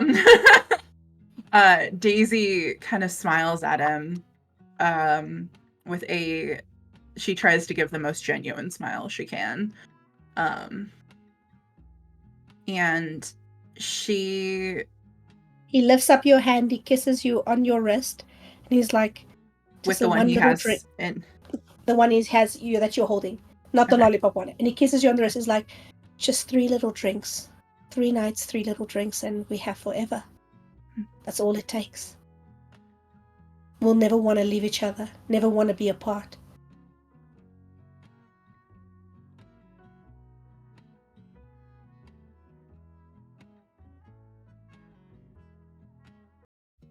That's not my dream. And she's going to take the lollipop and stab it into his eye with the point side out. Well, his eyes are already fucked up from the claw marks that are still present on his face. So you stab the lollipop into his eye, and he screeches and lurches back and starts shaking and writhing, grabbing at his eye to get it out. Can I shove him over the side of the pavilion? It's cinematically appropriate. We do not need a dice roll. Cool. And then I'm going to say, let's go. You shove him and he goes falling backwards, and for a second he grabbed at you, trying to grab you to pull you with him. He catches the sleeve of your shirt and you feel it jerk for a second and holds him, and then the weight of him tears the shirt and he goes falling down holding onto the shirt, and if you were wearing a bracelet it'll go with as well. Sure. She is running with everything she has. You guys She will pick up Kelly if she has to. Like, Yeah. You kind of have to half carry her. Kelly is not okay. She's struggling to be coherent. She's tensing. Something is definitely wrong with her. And there's some blood dribbling down her lip. And you guys get her to the car. oh. Margaret. Okay, we get her to our car. Yeah, we gotta get in the car. Listen, We gotta go. we just gotta drop her off.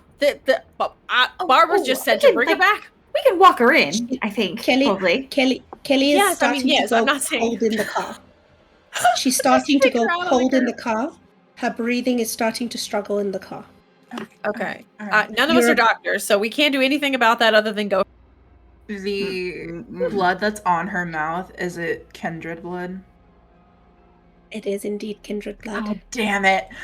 Oh, I hate this man. And Okay. Daisy, when you look and brush back, you do see that there is a bite mark in her collarbone that is starting to close. All right. Well, shit. We can't stop this. So,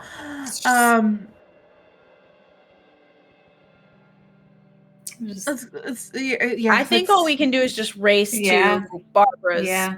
state. Like, there's literally nothing else we can do at this point. We've recovered her, but like, Step on the gas, Frank! Barbara's place is Charles, surprisingly Barbara's place is surprisingly close, because where you thought that you had to travel deeper in the city to get to the mansion, because of the cliff, you realize it's on the opposite end of the cove to where Barbara's house is. The dream house. what And kind of Gatsby literally- shit is this? I hate Kendall so much. You guys manage to follow the path and you get there, and the party is winding down. On You our are way racing- there, you are on our way racing there, we the should dawn. call Barbara, right? We call, like, two of Heads them up, have cell hey. phones. There's no way we're not letting them know we're coming. So I Yeah. imagine we contact Barbara and Derek to let them know that we're like on our way back. Derek was on his way. He's going to meet you at the place. The sun is rising. You guys are racing the sun.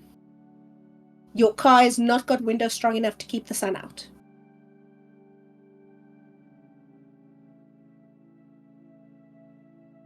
So, I mean, I think we're just hurrying. I literally cannot. There's Just nothing I can as- say to make Just Charles go as you faster. get- Just as you get into the sight of the house, Kelly stops breathing. Oop, Her heartbeat stops. oop, She goes still. this is bad. You guys tear into Barbara's mansion, and she's there waiting, and her servants are there, and you are all ushered in, and you are ushered to the rooms that block from sunlight. Barbara is there, and she sees Kelly, and she hugs her, and then she feels how cold she is, and she looks back, and she's like, "One of you? Is she No, dead?" Mom? I momentarily. don't know, dear. That's why we were hoping you might have someone here that might. In your entourage, you don't have anybody that's skilled in these sorts of things? She's turning. She was Okay. embraced. Okay. The sun's coming up. You are welcome to rest here for the evening. For the day. Oh, all We right. jump. We're gonna jump a little bit here because of time. We're almost at the end. The next evening, the sun comes up. The sun sets. The day lasted throughout. And you hear, as you wake, the sounds of music. Laughter is happening outside. People are celebrating. You wake up to find one of Barbara's servants is waiting for you outside with a towel, a fresh change of clothes. Margaret, you have some pieces that do get left here on occasion. For the others, you have things ready for you. One pieces and bikinis if you want, sandals, towels, and there are blood dolls waiting for you to feed if you need to feed. And as you emerge, the music gets louder and people are celebrating, and you walk out on the balcony to hear this call of Prince Barbara announcing, "And joining us, kindred, we have a new friend. Hi, Kelly." And Kelly stands up. She is pale, and she looks around, smiles, and she's like, "Hi, Barbara." And she looks up and sees you. "Hi, Margaret." Hi, Kelly. "Hi, Daisy." Hi, Kelly. "Hi, Stacy." Hi, Kelly. She was awakened. She's okay. And you are seeing everyone revel and celebrate in the new kindred that has joined the city of Malibu. While you were sleeping, Stacy, you got a message from Frederick. He got onto your Instagram and he is inviting you to hold an exhibition in the first or second room.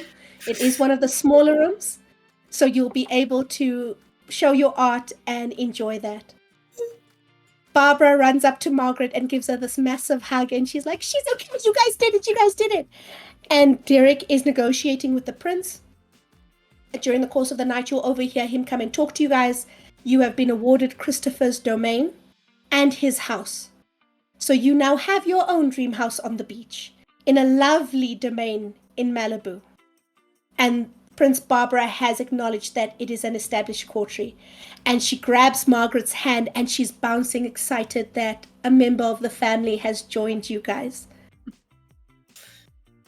Daisy, through Stacy showing off and you contacting her, you have Francois contacting you, asking you to do some social media work for the gallery and for a few up-and-coming artists. And when you look again, you see subscribe, follow, subscribe. You have about 70 or 80 new subscribes and follows. Until you notice that they all happened after sunset. God damn it. A couple minutes apart from different profiles, but immediately one after the other, after the other, after the other, after the other. And if you try and trace them, the IP addresses are scrambled. No. And you get a message that says, "It's okay. I know they made you do it forever." Block, And block, it's time block, to dance block. the Dreamhouse party away. Oh my god. Amazing. Oh my gosh. Yes, The block final party. battle was a dance battle. It had to happen. Amazing. Oh, it's so good. So good. Thank you all so much for tuning in to Dreamhouse by Night. This was amazing. Thank you so much, Nicole. Thank you. Had a blast. For Candace.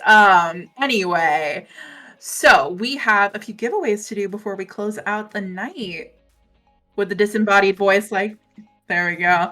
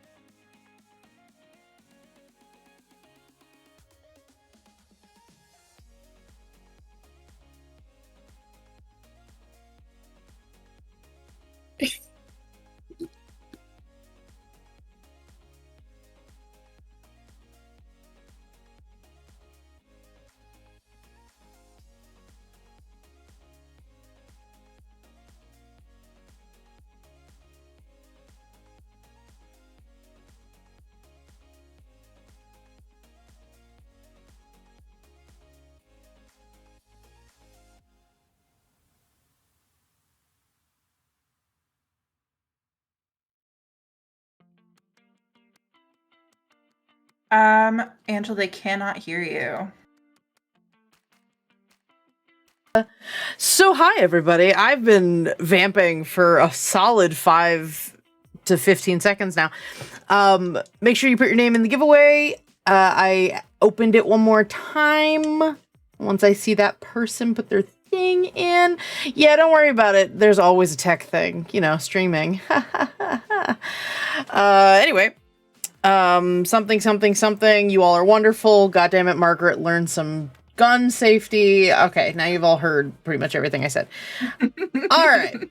So, let's close those entries. We now have our people. We're going to pull 2 names. The first name is going to be a recipient of one of our I Am Kindred t-shirts, which you'll see on screen. We have pre-orders open for these shirts, so if you do not win and you would still like to get one, we're going to have pre-sale open until October 1st, so be sure to grab one. And, but for the lucky person that I call out now, you don't have to pre-order unless you want to get more. Please go ahead. But you get one complimentary t-shirt. That's gonna be Rose. Red Rose, you're gonna get a shirt. I will reach out to you for your mailing address and your shirt size, and we will get that for you. And finally, our last giveaway is going to be a set of UV reactive Radio Star dice from Die Hard Dice. Get yourself a blue light or black light. Get yourself a black light, and they will really pop. They are super duper fun. So we're gonna send those to a lucky person. Queerly Departed. Hey, woo-hoo! Thank you so much for being a follower of the show, and we're gonna get your info and send you your very own set of Die Hard dice. All right, everybody. Yeah, right. All right, everybody. Thank you so much for joining us, and I'll leave you to Alora. Oh, okay. Angela, go ahead and check your DMs for just a quick thing really quickly. Okay, we're going to do one more shirt giveaway then. Hold on one second. Because why not? Abdab, you get a t-shirt. Let's go. Abby. Got in right under the wire. All right, so I will reach out to you. For those of you who won, please be sure to check your Twitch DMs. That is how we are reaching out to people. If you don't find it or you have trouble, please join us on Discord and you can message one of our mods and we'll get you set up with your prize. So, yeah, so I will leave that to Alora to close out the show. This has been Angela, your friendly merch elf. Bye. Thank you so much, Angela, and thank you all again for tuning in to Dreamhouse by Night. We are so glad that you were here. Be sure to tune in on Monday for Nerdsmith Pixel, where we will be playing Baldur's Gate 3 with a special guest, Gabby. I'm super excited about that. Also, be sure to tune in next Thursday for my stream, which is Signals of the Lost, an Outbreak Undead game. It's going to be super fun, and it's actually starring some of our lovely friends in the chat as well. So be sure to tune into that. And then also Dragon's Crown is returning next week, so be sure to tune into that as well. And I believe that's all the shout outs that we have. Thank you so much, everybody, and I hope you have a wonderful rest of your night. Kisses. Bye-bye. Bye.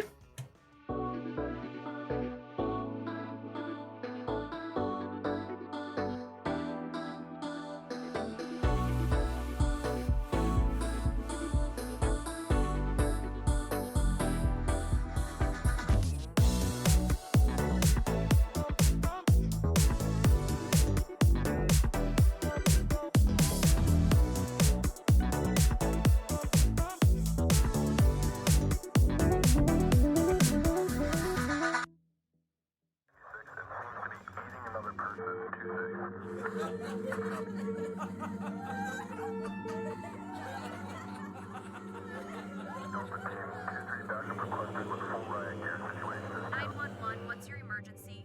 Copy that, Delta Team 77 in about 5 minutes.